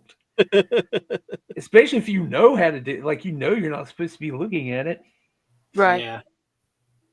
Yeah, it's like, oh don't look. That's fair. But I don't know. I kind of thought like there was this one part where she kept playing the audio recording, which, like, hello, like, why didn't they put that in evidence? Like, how? Like, why didn't she do that? Maybe she gave him a copy. Well, yeah, I'm sure she had a copy, but still, it's just like, there was at the one part where she's just like, they're screaming, and then it goes,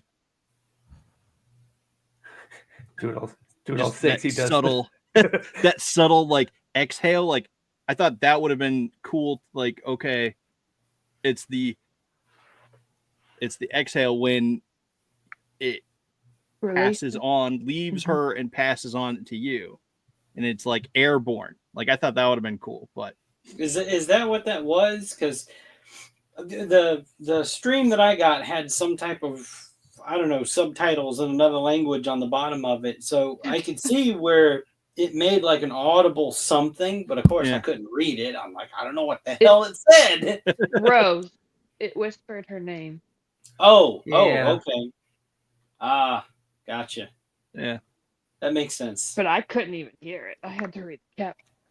Yeah, it was just like some squiggly symbol popped up and going, what the hell did it say? Whatever that means.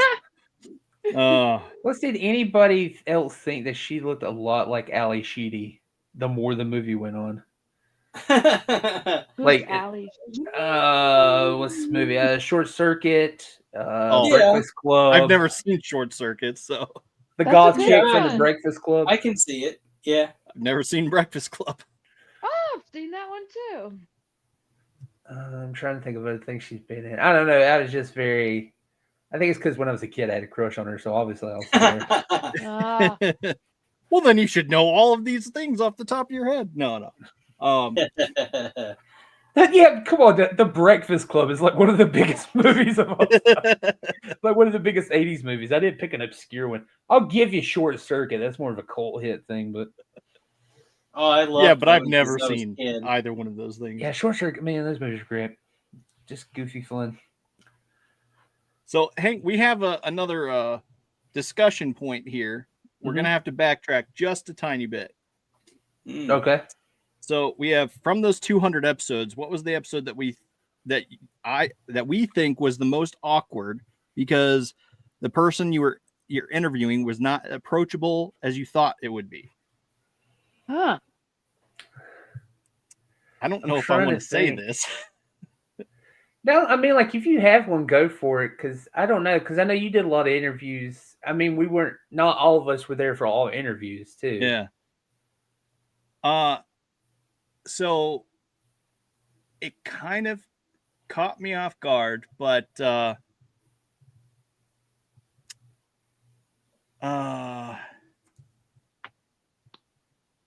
on. I'm trying to think of all the interviews we've done.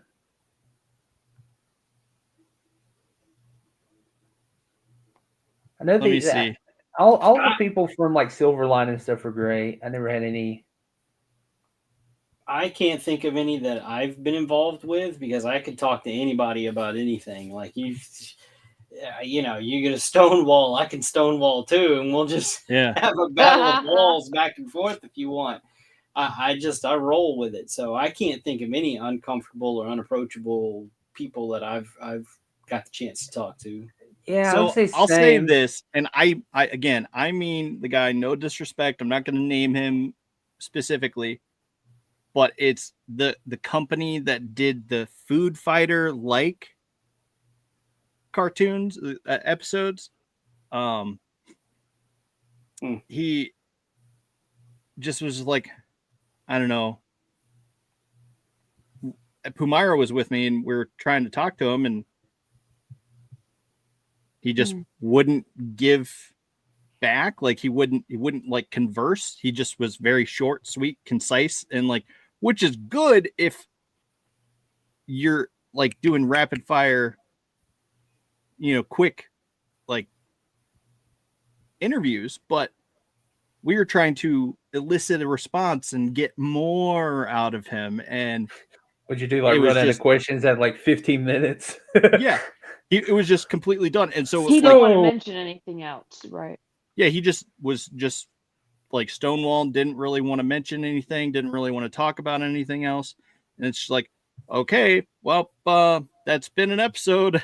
It was literally 30 minutes long too, because we just showed the video. Some of that stuff, I hear that's hard. That's one of the things about being a host and interviewing people. Like sometimes you just don't know. You have to be prepared for that stuff. But then I think of like the worst one was somebody, I won't mention who because it wasn't bad or anything, but I think the worst one we ever had was me personally was just somebody who was just kind of shy, but then they kind of opened up and everything was fun. Yeah. It was a bit that would scary. have been a different situation. Right. Yeah. But so like it was weird because this person afterwards says when I had asked him to come back on again a second time, he's like, yeah, all right, fine. Make sure you have more questions this time. And it's just like, Oh, oh, You really? wouldn't answer any of our questions. It's like we were trying. Like, what are you talking about? Oh, I got a question for you. Do you know where the exit is? But that's not even the worst thing. Like, wow, man. So then that's different. Like, that's not somebody being shy and they're just kind of unaware of stuff. Like, Right. if he was doing that, he's kind of a dick. Right. A little bit, but you know, so then afterwards, he after the second interview, because apparently we liked him enough to have him on twice, he messages me directly and goes, so what is it? What's going on? I was like, yeah, I just wanted to say, hey, thanks for coming on the show. It was great to have you. Yeah, but why haven't you backed it? And I'm like, oh no, dude. What? Don't do that. I'm like, what am I doing wrong? I just want your professional opinion. That's all. And I'm like, so it's like I get he was just being direct, like asking, like, okay, you say you like it, but why haven't you put your money where your mouth is? And I had to explain to him my personal situation, which you should not. No, you should have been like, dude, No. I don't owe you an answer. Like, no. Yeah, it felt kind of yucky because he's just like, yeah, like, well, you know, for starters, I had cancer. I'm unemployed. I don't have money. I'm doing this because I feel like your product is cool and I want to spread word. That is how I am helping to spread word about your Kickstarter. And it's just like, so I had to explain in this huge long paragraph everything, the reason why it benefits him, like to justify. You tell me that next time then, huh? Right. Next time I'm talking to you about toys, you let me know if you have cancer, all right? Right. I think you owe it to me. Right. It just felt a little yucky, but I'm sure if he actually cares and watches this episode, he'll recognize the I think people could figure that out. But, even I know what I know who you're talking about. Like, yeah, man, that's just that's. I was like, but no, that comes from a place of that feels like he was a bit scared, and that's inadequacy. Yeah, he was scared about like, well, he wants the thing to be a success, and he's overthinking everything. He starts thinking, well, what's wrong with me? How come you're not backing my toy? What's wrong with it? Right. And there's nothing wrong with your toy. You were on the show, man. Yeah. No, in the end, it did succeed. So yeah. So I mean, it's all well and good, but you know, it just at the time, in that instance, it caught me off guard and was a little yucky in that transaction. That instance, I can't imagine being put in that position of just being like, explain yourself. Like, no, dude, don't do that. Yeah, I don't know. There's a lot of stuff like we like to talk about indie folks. And we do that a lot. We promote folks a lot. I can't back any of them because I don't have the money right now, like at all, period. And I would love to back them all, even if it's just $1. Even just $1 is something that we don't have right now. You know, it's just impossible. Like we have to think about our family and make sure we have food on the table and stuff like that. So it's rough, but yeah. So well, I mean, some of them do understand not all support comes from monetary means. You know, help spread the word about their stuff to a new audience is big help too. So some of them just don't get that. Yeah. Like I might not can support you, but you know, we just convinced 3 people to go and back you and buy some action figures and stuff. Like, do I have to explain that, or is that okay?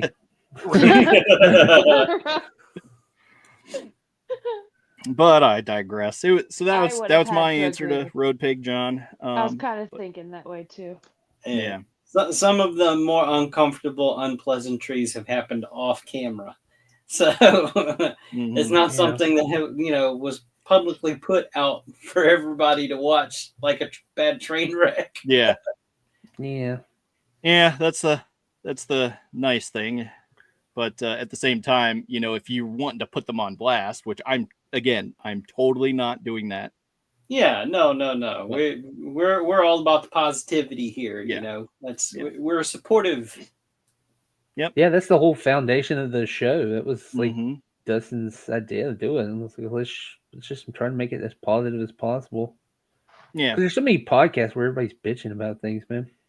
Which we still get our fair share of bitching in, but it's usually within reason, So it's not just spewing hate. Right. We don't get people on. We want to just badmouth and stuff and explain yourself. Yeah. Yeah. Explain trying to make people happy with things that I don't like. Right. Nah. All right, so let's get back to the movie Smile 2. Did we all watch that? Yes. I know we barely squeaked in. Did you get to watch it, Bo? Yes, I did. Watched it last night. Nice. So again, I feel like it goes back to your idea. Like it goes back to it. Felt very much like a Blumhouse type production where they're doing the camera angles and doing the spin on. It's very much making it, hey, this is an upside down situation. It's going to put you on your head and make you dizzy. I feel like they were really enamored with that Candyman sequel reboot thing because they use a lot of that angles. Surprisingly good, like an actual genuine sequel to the first one. But nice. I mean, those camera angles and stuff, that stuff had intention. They were trying to do something with it. I think they were just like, oh, that looks cool. Let's do that. Yeah. That upside down city scene sort of thing always makes me feel uncomfortable because it's like you're turning the world upside down and there's nothing under you, so you fall through. It's like, oh, I hate that. I like that, especially when they're trying to relate it to how the character's state of mind is. Yeah. No, there's nothing wrong with that. It's just sometimes they were really overusing it. Yeah, it felt very overused at the point in the second one that it's like it felt overused and it's like it didn't quite go with the scene that they cut to immediately or cut from. Right. It's like, okay, but she just put stuff together. Like you would think the world would be less skewed at that point because you're slowly piecing things together, but nope, they didn't care. No, sometimes the answer is it just looked cool and I wanted to do it. Yeah. This to me felt like, bad camera angles aside, more of the same of the first one. Mm-hmm. I was surprised how quickly they just stomped on the lead into the movie, where it's just like, yep. It's like, okay, now how are you going to introduce this to the character's plight? Like, this is the character from the last film, and yet has nothing to do with the character as it is now. Like, so they had to bring in someone else who, now,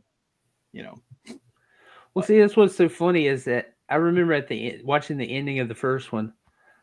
I'm like, oh, well, if he's seen it, then he's cool. He's a cop.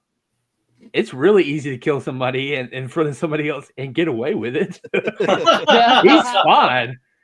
And then, of course, that's what I thought was so funny is that they start the movie with that idea. And I'm like, oh, okay, it's not that easy then. He kind of messed that up. You're an idiot. Yeah.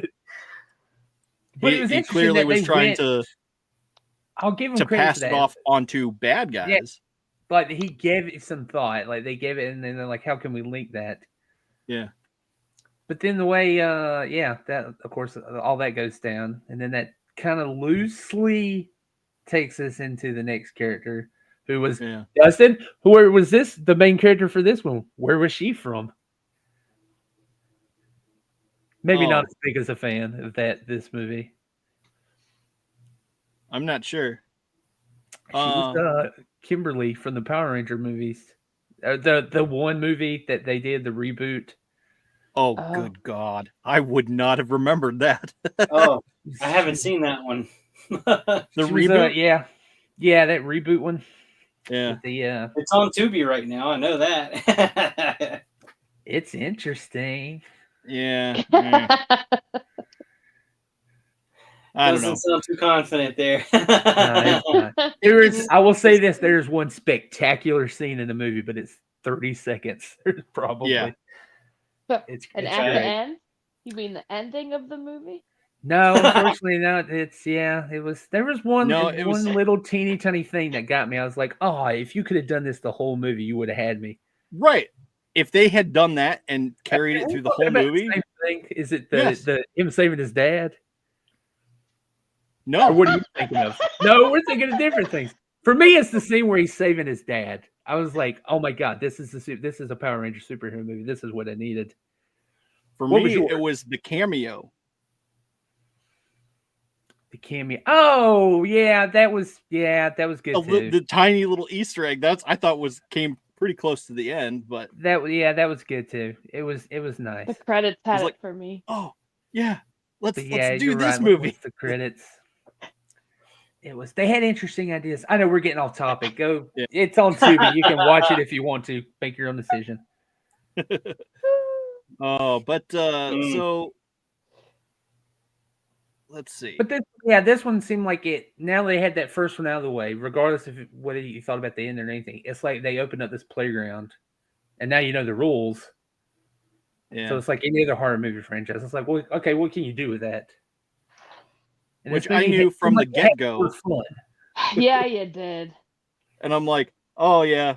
I said to Pumara, I'm like, oh, I feel like it was pretty early on. I'm like, oh, I hope there's going to be a Smile 3 then.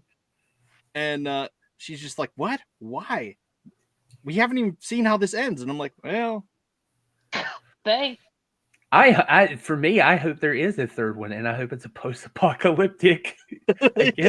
like what universe is that in now, where everybody's afraid? There's like people just running around like, look at me. And it's like, no.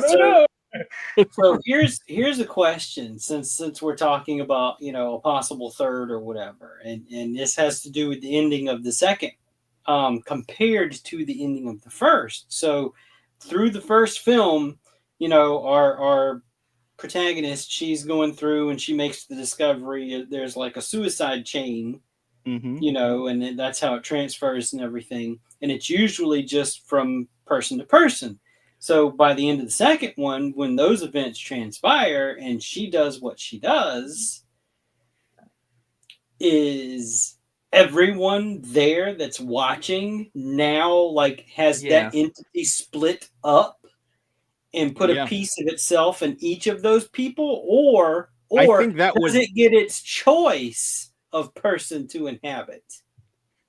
Well, see, I looked at it as it's a thing, right? A thing that resides within him. Okay. It chose her specifically in order to get out a widespread, so potentially everyone that was in the audience. That's what I was getting way from of reproduction for it. Like this thing was like, oh my God, a pop star. Oh my God. Right. This is great. Because it literally told her, I enjoyed wearing your skin the most. Right. So, yeah, but it's a good question. It goes back to, and also does it work through video, which I guess it doesn't. But does that mean, because this led me back to It Follows. I'm like, okay, so if you have sex with more than one person at the same time, let's say this thing goes to an orgy. Like you go to an orgy. Are you just good? Like you can just lay back. You don't have to worry about this thing following you anymore because the chain of those events, like you're good. Yeah. Like it would probably confuse the hell out of which one I have to kill first, and then it can't keep up with anybody else. But that also means if we go back to Smile 2, it's going to be really confusing of how to break that chain because there's so many people. Yeah, and so many eventually, people like in 2 the or 3 audience. down the line for each person, they're not going to know how to trace any of this stuff back. So Right, this is going to be like some massive mystery about how this even started. Yeah. In New York, right? Yeah. Yeah. Was it New York? It was in New York. So it feels like very much like it's going to be widespread. This is what I was hoping for the entire time. I'm like, oh man, it would be so cool if they do this. I bet that's what's going to happen. I bet that's why this happened. And it's just like, yep. It just seems like a field day. Like it's now no longer traceable, like you said. And well, of course they'll come up with a way. Oh, 6 years ago, you went to a concert and this person mass suicide herself. It's just like, okay. Yeah, that's the cop. You can't cop out on it. Like if you're going to do a third one, they have to. There's a lot of fun questions there. Yeah. I just think it'd be fun to just do balls to the wall. Just make it a post-apocalyptic movie where like people are out there constantly trying to kill themselves to get everybody else that's living to look at them, and then you have to live. And it's like them doing like stupid tricks to try to trick people, and then like, you know, hey, watch this. No. It's the new, hey, hold my beer. Yeah. Like you don't know who to trust anymore and all this. Yeah. You don't know. No. You're not going to try and kill yourself in front of me today, are you? No. No, I was not. Oh gosh, no, that's so tragic. Why would I ever? Oh no. Hey man, can I borrow your gun? Why? No reason. Oh, so here you go. There is a part of this movie that I felt they could have just left like the whole explanation of it out, and because I didn't see any purpose of explaining that whole accident that she'd went through, like that car accident. Like I didn't need to see like that flashback of, was that supposed to be like a retribution arc for her or something? It's like, no, you were a piece of shit. You were the cause of this. Yeah, I think I could have done without all of that being put in there. I think they were doing it to try to mirror the first one. They were just like, we want it to be like the first one, but you're right. It has. Well, I think it was because they, the thing that's inside of them, impersonated, like the impersonation type, whatever you want to call it. Yeah. They're always trying to put in front of you the past. So for her, it was that was the first ones for her, like the mom in the first one. Now it's the boyfriend or whoever she was. The other, I don't know, who was that actor? Guy? He was an actor, right? That she was dating or something. Yeah. Yeah. Right. Something like that. One of those Hollywood celebrity couple things. Yeah. Or if you look at it like a Billie Eilish, like it felt like a Billie Eilish comparison, that could have been her brother. Wow, that was in the went car. Billie Eilish. The whole time I'm thinking, does Lady Gaga know you raided her wardrobe? Did you see Gaga's phone number was in her phone? Was it? I wanted to go back and pause on that, but I just kept wanting. I was worried I was going to run out of time or something would happen. Yeah, but I did notice she had like. I was like, oh, there's going to be some Easter eggs in there. So thank you for confirming that there was indeed Easter eggs in there. Yeah. Yeah, we want Billie Eilish because her mom looks like the mom in the movie. Wow. Oh, and then she had a back injury in ballet. This girl had a car accident. Oh, so they're actually pulling from. I don't know enough. They said they're actually pulling from. I don't know. It's good. I will say, like, out of all these movies where I've seen them try to come up with a fake pop idol, this was like the most believable. Yeah. So since you dug into it that far, who did the actual singing for the songs? Because it wasn't her. No. It sounded very familiar. Like I've heard this. It sounded like a Billie Eilish track. That's all I took it. It was just like, okay. None of the ones I've heard. Like Lady Gaga. I feel like they hired real people, like the actual songwriters and choreographers and all this stuff. Like I'm willing to bet all those choreographers are actual choreographers. Yeah. It definitely looked that way, especially when they did their thriller attacks. Yeah. And I was just waiting for the. Or at the end when they're all like.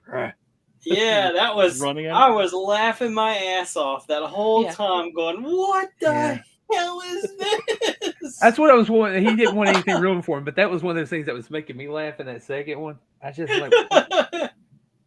I was expecting it to be. And she's like, no. And when she threw that tantrum, when she went back to her apartment condo, whatever, and she broke all that glass, and then she like tried to get into her pills, and they went everywhere, and then she hit the floor, and she's just kind of sitting there trying to like, I don't know, whatever, and then she reaches down and picks two of them up. I'm going, oh, that's glass.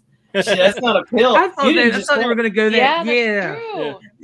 And they didn't do it. I'm like, oh, missed opportunity. I thought they were going to do the chugging thing too. I thought at one point it was going to be swapped out with like vodka or something. Yeah, and she's just sitting there just chugging booze. Yeah, and it's going to mess up her perception of things.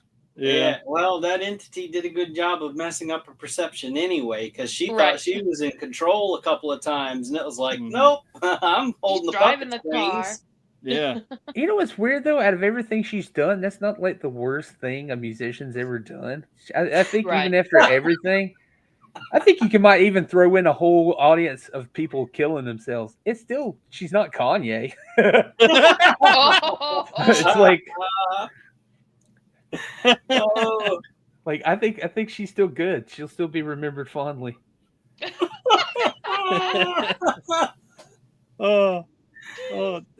Oh man.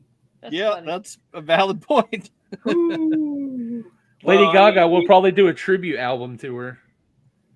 I mean, we are coming off of the P. Diddy wave, so you know. Yeah. There are worse things. You're right, Bo. She's fine, man. Oh, she accidentally shrugged an old woman off of a stage. Yeah. That was she was fine. Seemingly. They revived her twice and passed away gently.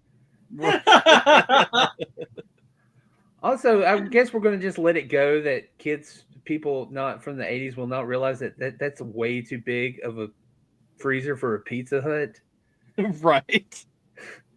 That was, how could it, I don't think they knew how big Pizza Huts were. That freezer was as big as a pizza. Right. It really was. Yeah. It said free hugs. Yeah, I was like, yeah, good graffiti there on that one. Yeah. Come in the back, get you a free hug. Oh. Oh boy. All right. So what do we say? How do we rate this? I say a 4 because Guy Riley was pretty cool. All right. And I want to say it kind of having a third one. Yeah. Yes, I'm legitimately interested if they will keep going and will follow through on the aftermath of that ending. That's my hopes. If they do that, I'll give it 3.5. For now, I'll give it 3. I'm gonna go 3.5 because if you paid attention to in the first movie how that entity looked, and then versus how it looked by the second, you could tell it was like evolving. It had changed even from the first film. It was still the same thing, but like it had somehow gotten worse. Yeah. Well, because I guess her torment was her agony and whatnot in her past was more than enough. Yeah, I mean, it feeds off of the trauma of the people that it inhabits. So, and a pop star, why not? And it had already, before it got to her from, the lady in the first film that we seen, it had jumped to like 2-3 other people before it got into her, or 2 people. It was her ex, and then her drug dealer buddy, and then her. So it had already fed off of 2 other people's trauma before even getting to her. So Yeah, that's a good point. Like, it would be interesting to see if they can follow through. I don't want a prequel. No. It's like, Yeah. don't you want to Oh, know yeah. about the first guy or the guy's brother that crowbarred his face in? Like, no, I don't. yeah. I feel like if they do that, it's just a cop out because they realize how can they scale this scope or scale up this scope? Like, because this is a massive undertaking. The fact that all those people who love her so much are going to be so traumatized by her death, that they'll be insane. Yeah, like how does the media respond to like a mass suicide by fans, and how will they explain that? How, and then like the parents and people, at what point will they figure out like something's kind of fucky going on? What's going on? Right. And then like how like once you got like half of the world's population dead. Right. That's what I honestly I think expect. something's up. Right. I could see them going into a third to where there's been some time pass and the people, within, because it's like nobody's made it past like 6 days or something like that.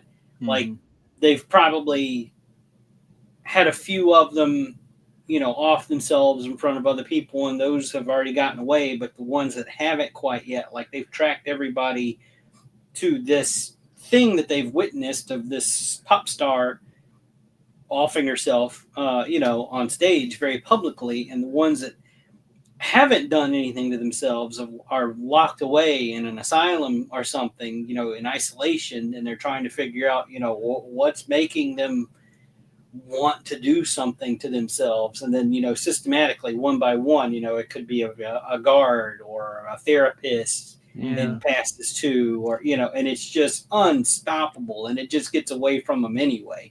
But that whole paranoia of like, okay, well, do we go in lockdown now? What the hell's happening? Why is this happening?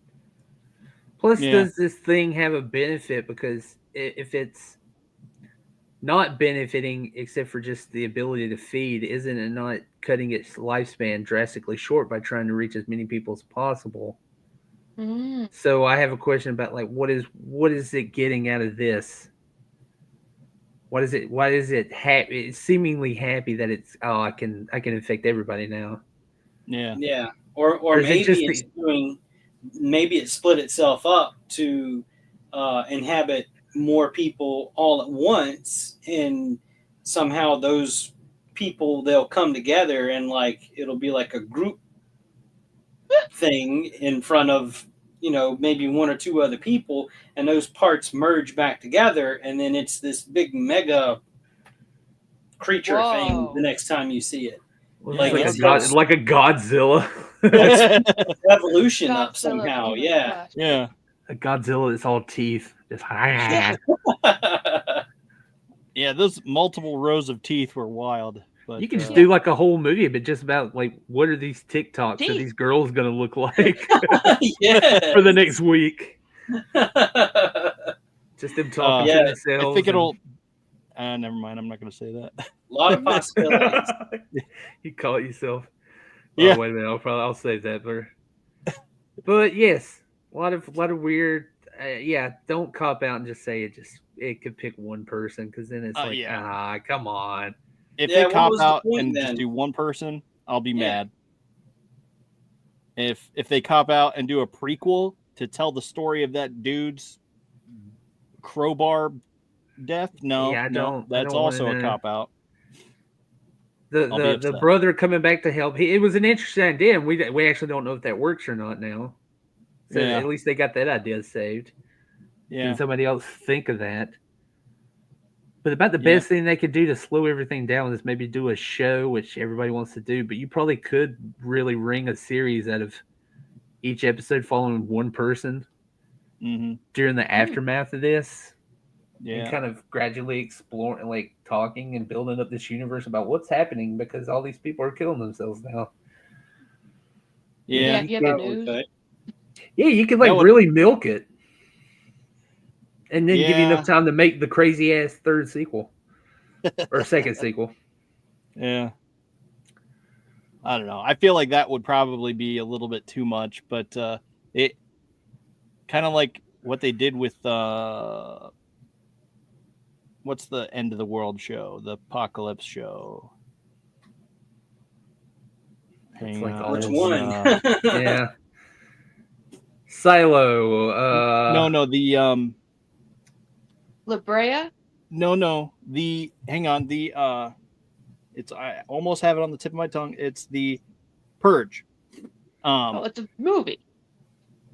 No, I know, but You said no. It's like the Purge. The Purge did this show where they were gonna dive into it more, and it just sort of pittered out. Yeah, I think. Yeah, I remember. But I didn't even watch it because. Yeah. Jeez, didn't even know it was a show. They did several movies, and then they did a prequel, and then they did a show, and it just fizzled out after that. It was just like, all right, well, it could have been cool, but I didn't know there was a series, to be honest with you. I'd seen the movies. I mean, they kind of explained how it started. They did the first Purge movie. Yeah, they were doing a series, I guess, that focused on one of the characters. I just remember seeing the previews where it was like this dude sharpening an axe or something in his shed, and it's just like okay, well, you got this crazy dude in a shed sharpening an axe. All right, fine.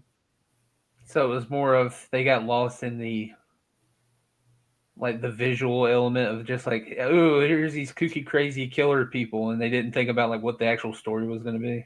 Yeah, I guess. I'm not sure what happened to it, but I just know that sounds about right, actually. Lost in the sauce. Yeah. Oh, wouldn't it be great to have a purge? You could do all these crazy motherfuckers. You just do a ton of them. Okay, what's it about? I don't know. Don't get in trouble. Thank you. Appreciate it. So I don't know. I'll say my rating is 3.5.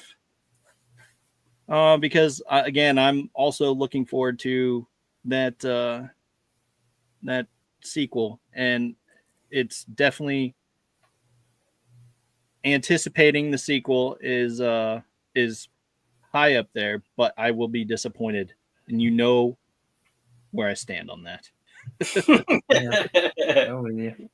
But to me, I would have sacrificed all of this I think it would have been nicer to wrap up the first one better and just have it be about just the idea that this thing represents mental illness. I thought that was really cool what they were building up to. Right. Yeah. And then it's a thing that you can't control. It'll always be with you, but you can't control it. I mean, that was what It Follows was. That thing's supposed to represent a sexually transmitted disease. It's like, oh, you messed up, and this thing's going to be with you for the rest of your life, but it's not the ending. Like, you don't have to ruin other people's lives. Right. Et cetera, et cetera. But since we've already essentially broke down that wall and they said, fuck that, it's a thing, and now that everybody's infected, okay, cool. Do something fun with it. Right. Yeah, do something fun with it. Smile party. Smile forever. That's what it's going to be called. Yeah, there's no way stopping it now. Oh, the poster is going to be the Earth, and it'll be these fires burning on the continents to make a giant smiley face. Yeah. Ooh. There you go. That's the poster. There you go. You're welcome, Paramount. Give us money. Right. I'll definitely take that. So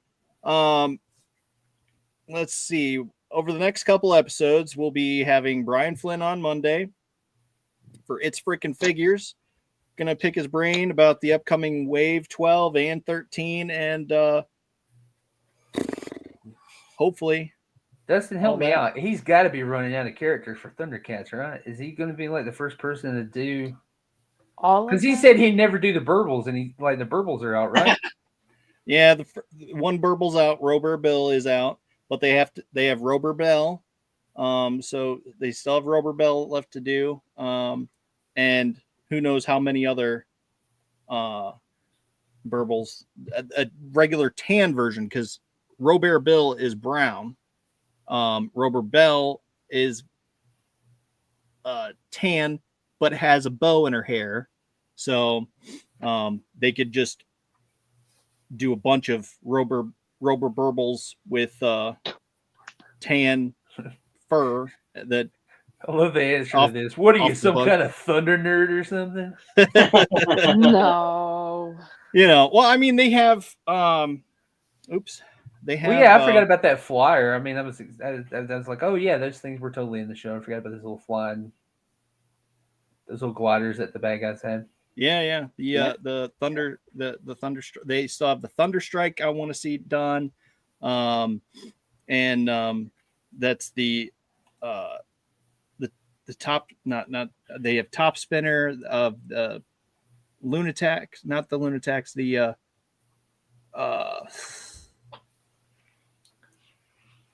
why am I blanking on his name? Yeah, that's why I'm just confused, because it seems like I've seen like most of the obscure people had like maybe one episode. Oh no, that's Turtles, ain't it? No, it's not. What is that? I think he was genuinely offended. Probably. I'll sign I contemplated divorce just then. Yeah. Oh, but take what Brian says with a grain of salt, because he also said they weren't going to do Vac Metal Silverhawks, and they did Vac Metal Silverhawks. They did Vac Metal Silverhawks. So, yeah, pass along that question. Why do you lie? It's misdirection. It's not lying. It's why do you lie so much? Why do you lie, you filthy mouth? Because they're doing so well, we have to keep putting them out.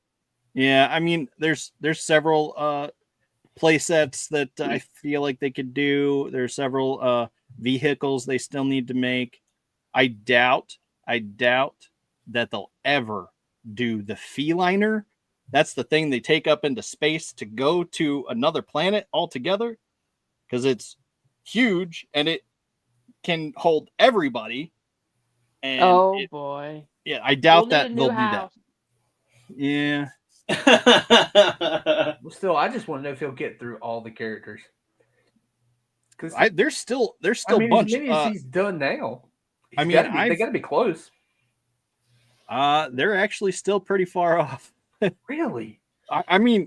This is talking obscure characters, though. But I sat down with my girls and started to rewatch it with them, and I found myself writing this character ? This character ? This character ? And it's just like I got tired of writing after the first 2 episodes that I was rewatching. I'm like, oh man, I totally forgot about all these obscure characters. I want to know do King Arthur. Yeah. Not King Arthur, but King Arthur. Here's the thing that I kind of predict is going to happen if they continue to release some of the, the deeper characters from the show and everything. They're going to eventually have to do new sculpts for the core team to include those in the waves, because they've already done Lion-O. They have a new sculpt for Lion-O, and they've released it as a deluxe version and then just kind of a standard, you don't get everything with him version. Yeah. And those are already in people's hands. And, some people love it. Some people hate it because they love the first one, but I think they're going to have to do new sculpts of that core team, or maybe even the B team for the Thundercats themselves, in order to keep interest in doing further lines, right? Further waves. Yeah, because it's like at this point, this is what plagues Power Rangers. Like everybody just wants the original core team, and then like all the other Power Rangers. Oh, there's people. People like I don't know. No, there's people that are upset because there's teams that Hasbro didn't finish with the Lightning collection. So there's people they don't sell as well, and Hasbro's like, well, these aren't selling as well, so people aren't interested. It's like, no, people want this whole team. You didn't finish it. Yeah, you didn't finish the team, so. Plus, you got like a shitload of teams that people love that you didn't even touch. Yeah, and monsters. I mean, they didn't, Yeah, they barely touched the monsters.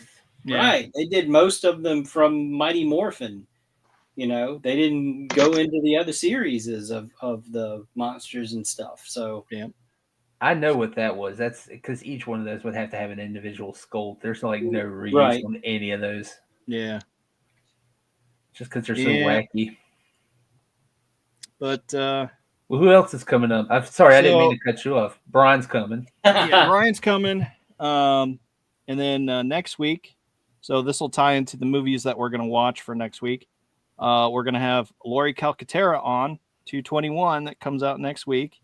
So this week we're going to choose movies that essentially, have a hint of Path of the Pale Rider, which that Kickstarter is still going on, and you can find that here.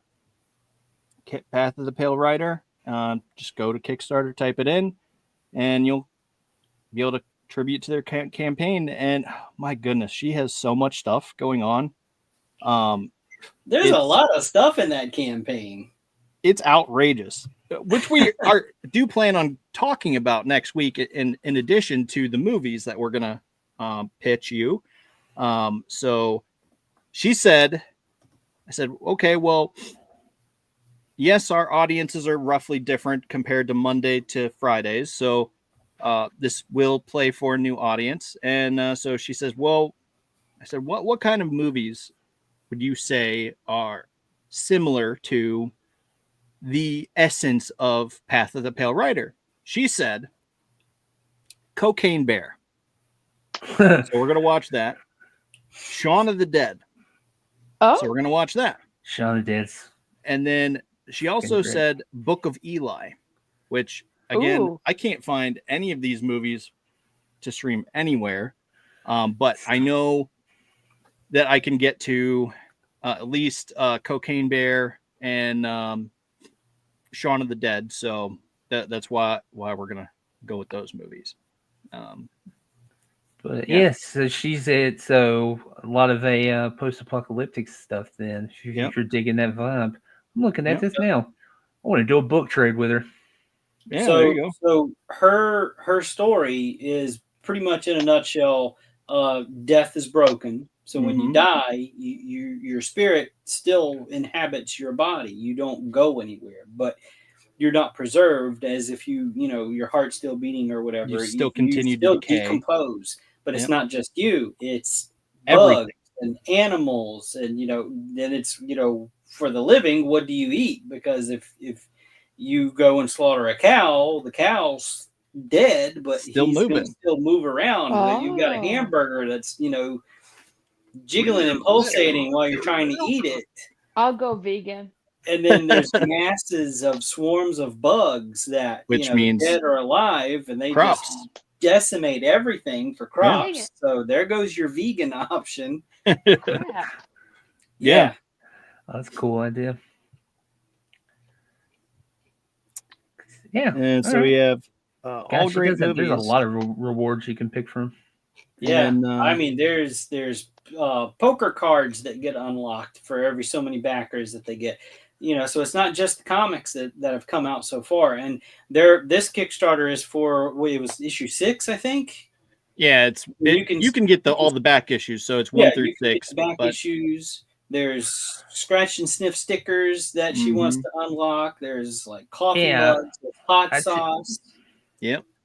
The update is, I'm looking at it now. She's already hit it, so you're gonna get your stuff if you back it. Yep. She funded within 25 hours. Wow. Yeah. Good. Yeah, but they're still working on unlock. So they unlocked the beer sticker, the beer scented sticker.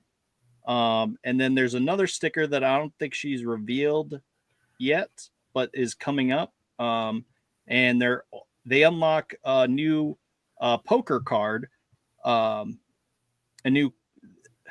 not, I guess not a poker card, but they're working on a deck of cards, and they're releasing a red and a black deck. And with every 50 backers, they unlock another card.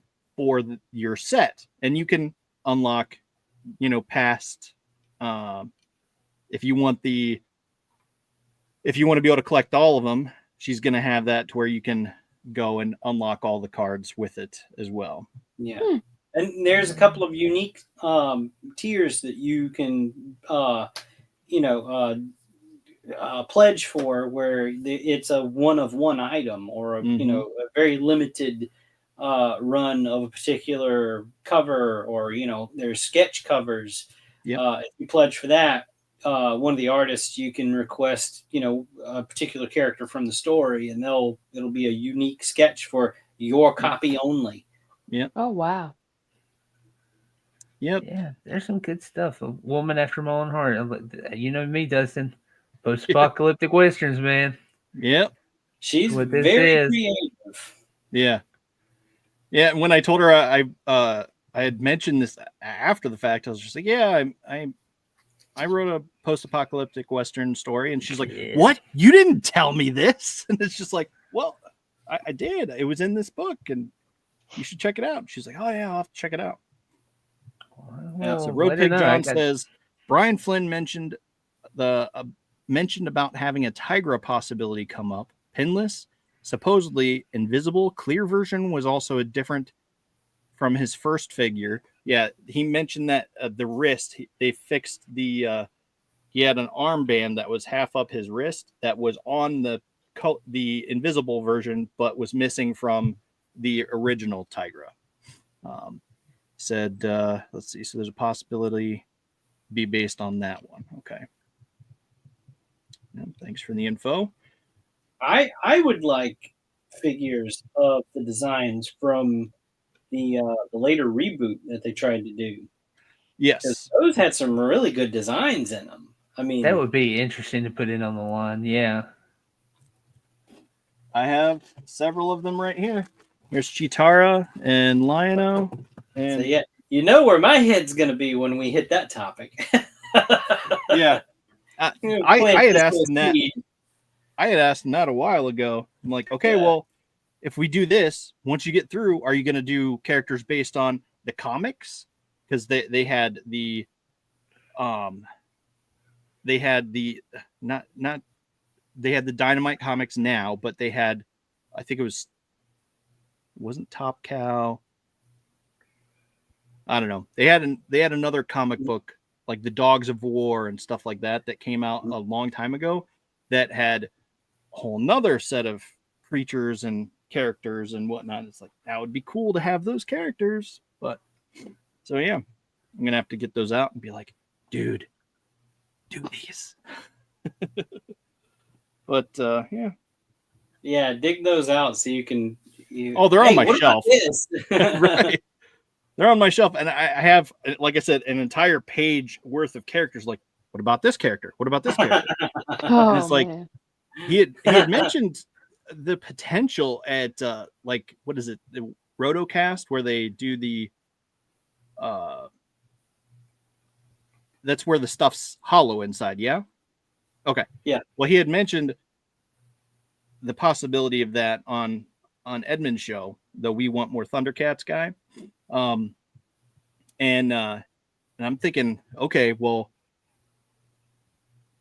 maybe not an Ultimates, but what about if you did like creatures from that, like the big creatures like Mad Bubbler and the Crocodile, whatever it's called, that comes after them. It would be cool to have that, because you can have it scaled appropriately for a Thundercats Ultimate, but there's no way you could have that in figure form in Ultimates. But yeah, anyway, again, that's for Monday. Watch Cocaine Bear and Shaun of the Dead for next week, and then let's see, we're gonna have the Space Zombies from Mars on March 3rd, so look out for that. So that's coming up pretty quick. It's hard to believe that it's almost another month. in the calendar. Like it's weird how that time continues to progress. I don't understand it. I know it's the middle of February already. It's like, where did 2025? It just started. Like, where did January go? I said, oh no, a customer came up and wanted to return something, and no, cash a check, and you can't do it unless it's on the day of the check that is written, right? On the date. I'm like, yeah, no, that's why you can't cash it today, because it's not January 10 yet. And she goes, it's February 10. Like, oh. Oops. My mistake. Sorry. Methigator. Okay, yeah. Those animal movies Well, so there's a reason why Cocaine Bear got brought up. So I'll go ahead and say, since Lori's not here, so there's a character called Big James in her story. It's a giant undead zombie bear that's just this unstoppable force that just rips through everything in its path. So that's kind of the tie-in with the Cocaine Bear kind of thing. It's not the drug aspect. It's just, this wild, crazy, strong bear that's just on a rampage. Yeah. Yeah. It's bound to be some fun times. But anyway, I don't have anything else left to say. Do either of you guys? Bo, thanks for coming back, man. It was great. Yeah, thank you for having me. It was fun. I'm just really surprised enjoyed it. Crept up 200, man. Yeah, it really is. It's crazy. But here's the 800 more. Yeah, just like Rick and Morty. Only 1,000 more, Rick Morty. So what do you have going on now, Bo? What's new in your world? Oh, we Adrian, AA Medina, Dustin, of course, longtime friend of his, and writing partner. He was also in the same post-apocalyptic book as myself and Dustin. We wrote a book, Devil Dancers, that is a horror western. Oh, wait. Oh, what? Out. Sorry. I just now realized because something froze. Me and Adrian, we got a book coming out. It's a horror western. It's coming again. Oh, you froze again. I think it's coming out in June, yeah? Yes, it's coming out in June. What on? I don't know what's going on, but you keep freezing all of a sudden, and your audio cut out. The book is cursed. Oh no! Oh, okay. COVID might be mine and Adrian's fault. We have a theory. We don't know. Oh. It feels like every time we pick up this book and start doing something with it, something happens. Oh no! Oh boy! It's done. It's coming out. It's fun. We're getting the feedback from fellow authors who's giving us blurbs and stuff right now, and everybody's loving it, and we're stoked. Nice. We're stoked. There's a premise for a good story there, a cursed story that was pinned and clearly made from something, or the tree was cursed that the paper it was printed on or something. Yeah. It's called the Necronomicon. We didn't say the title. But no, it's called Devil Dancers. Keep an eye out for it. It's good. To toot our own horns. We're really happy with it. No, that's good. Cool.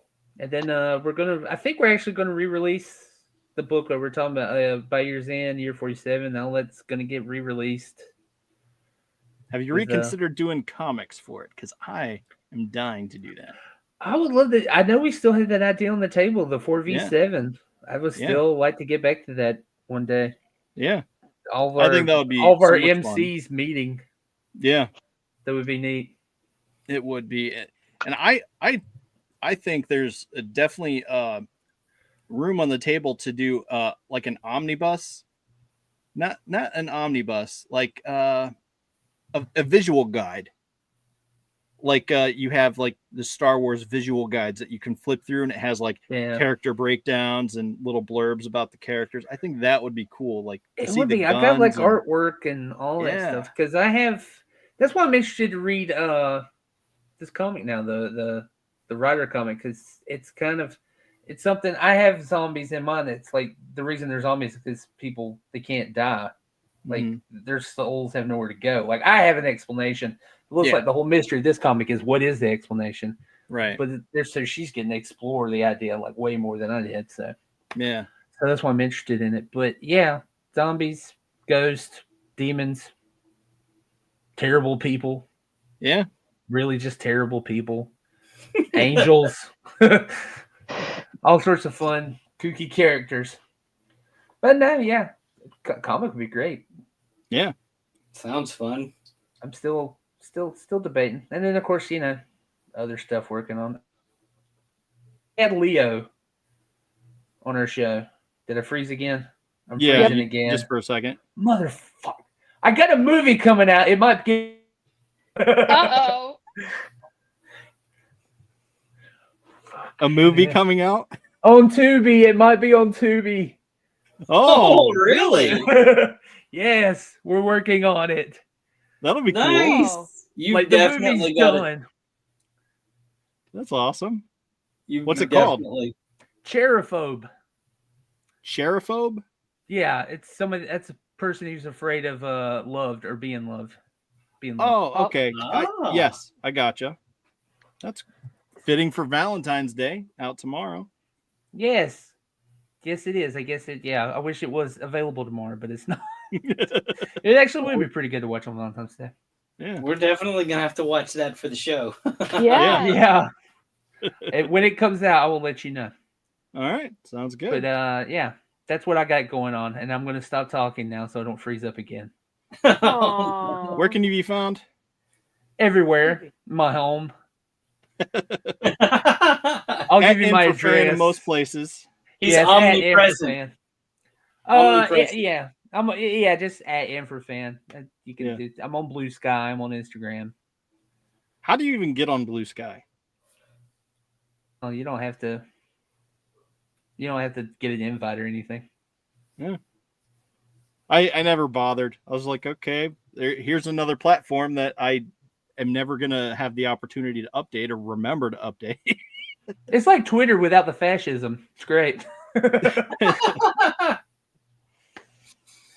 I don't see that pesky 4-letter N-word and then all their symbols and stuff just naturally in my feed there. It's great.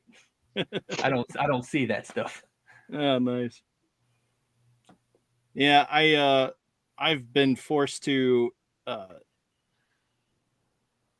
be on Twitter more often these days because the show, our partners, affiliates, do a lot more on Twitter than they do on any other platform. So it's like, I guess I'll look back into that again. Yeah. I'm still not on Twitter. Yeah, you're not. Or you don't need to be. Called. You made the best judgment call. You really did. Like, nothing invested, but nothing lost. Yeah. So when people were posting all those memes about, when it went down and everything, and I was one of those people. Like, yeah, it doesn't matter to me. I was never a member. And I don't know. It seems like it's the where to go when the platform you prefer to be on goes down, and then you immediately go to Twitter and check, like, is Instagram down? It's just like, yeah, they're having issues. It's just usually when I have trouble with Instagram, I immediately message you. Hey, are you having trouble with Instagram? It's doing something stupid. Yeah. You're like, I don't know. It works for me. Oh, I see a munchkin. Pesky munchkins. All right. Well, it's been 2.5 hours. This 200th episode has turned into a 2.5 hour extravaganza. So yeah. Hopefully you've enjoyed it. If you didn't, I'm sorry. I Wish I could email Dustin for a refund. Sorry. But no, thank you for having me back on, and congratulations to everybody, the entire Geek-men family, all the hosts that are here, not here, that have been hosts, all the guests. Yeah, for sure.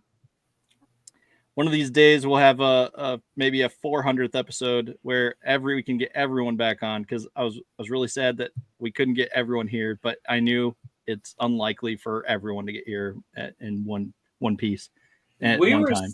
We were seriously contemplating on dropping a link in just publicly in the video, the comments or whatever, just to because there's somebody else that we watch, one of their other shows, Figure Fight Club, and he does that. He does like an open mic night or whatever. So anybody in the audience that wants to join in the conversation, and he'll have the whole Brady Bunch screen thing going on.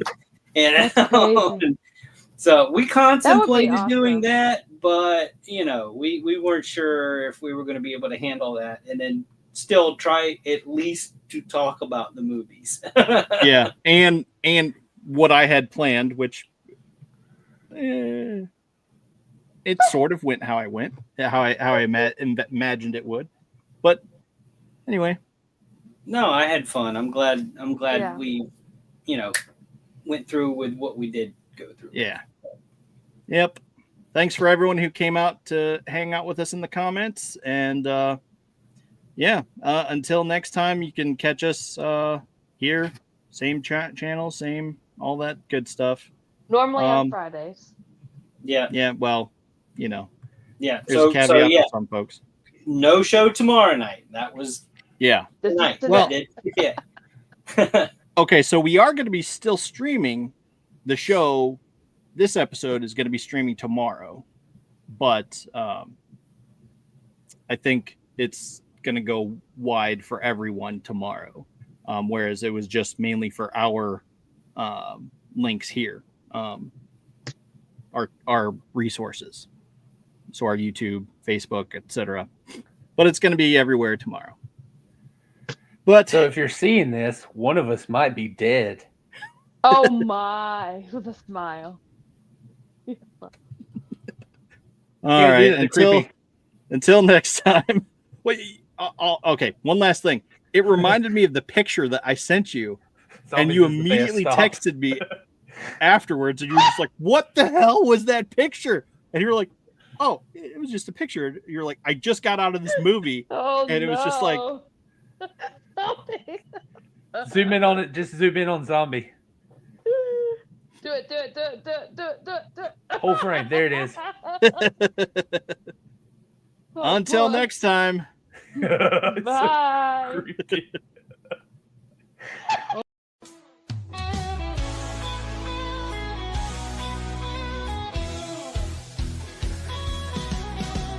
Click on the tube and feel the vibe. Every show you crave right here live. Heroes and villains clash in the night. Madness Comic Network sets it right. Scroll through the list, find what you need.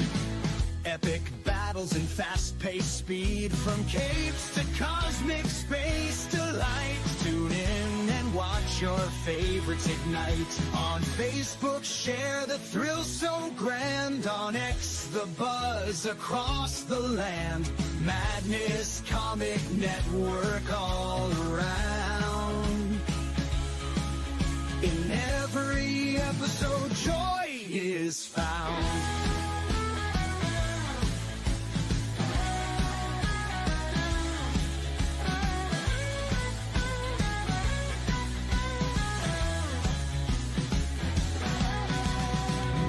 Uploads, they never end. Superheroes and their friends. Catch every twist and every turn. Madness Comic, you will yearn. Stay up to date with every twist. Madness Comic, don't miss a gist. From laughter to tears, every mood. Madness Comic sets the groove.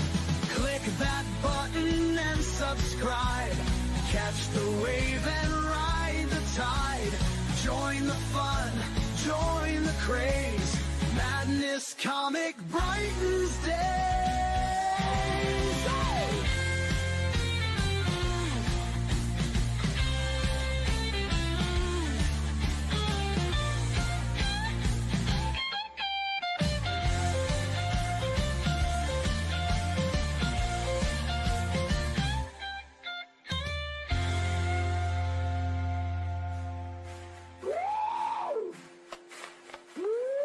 New uploads, they never end.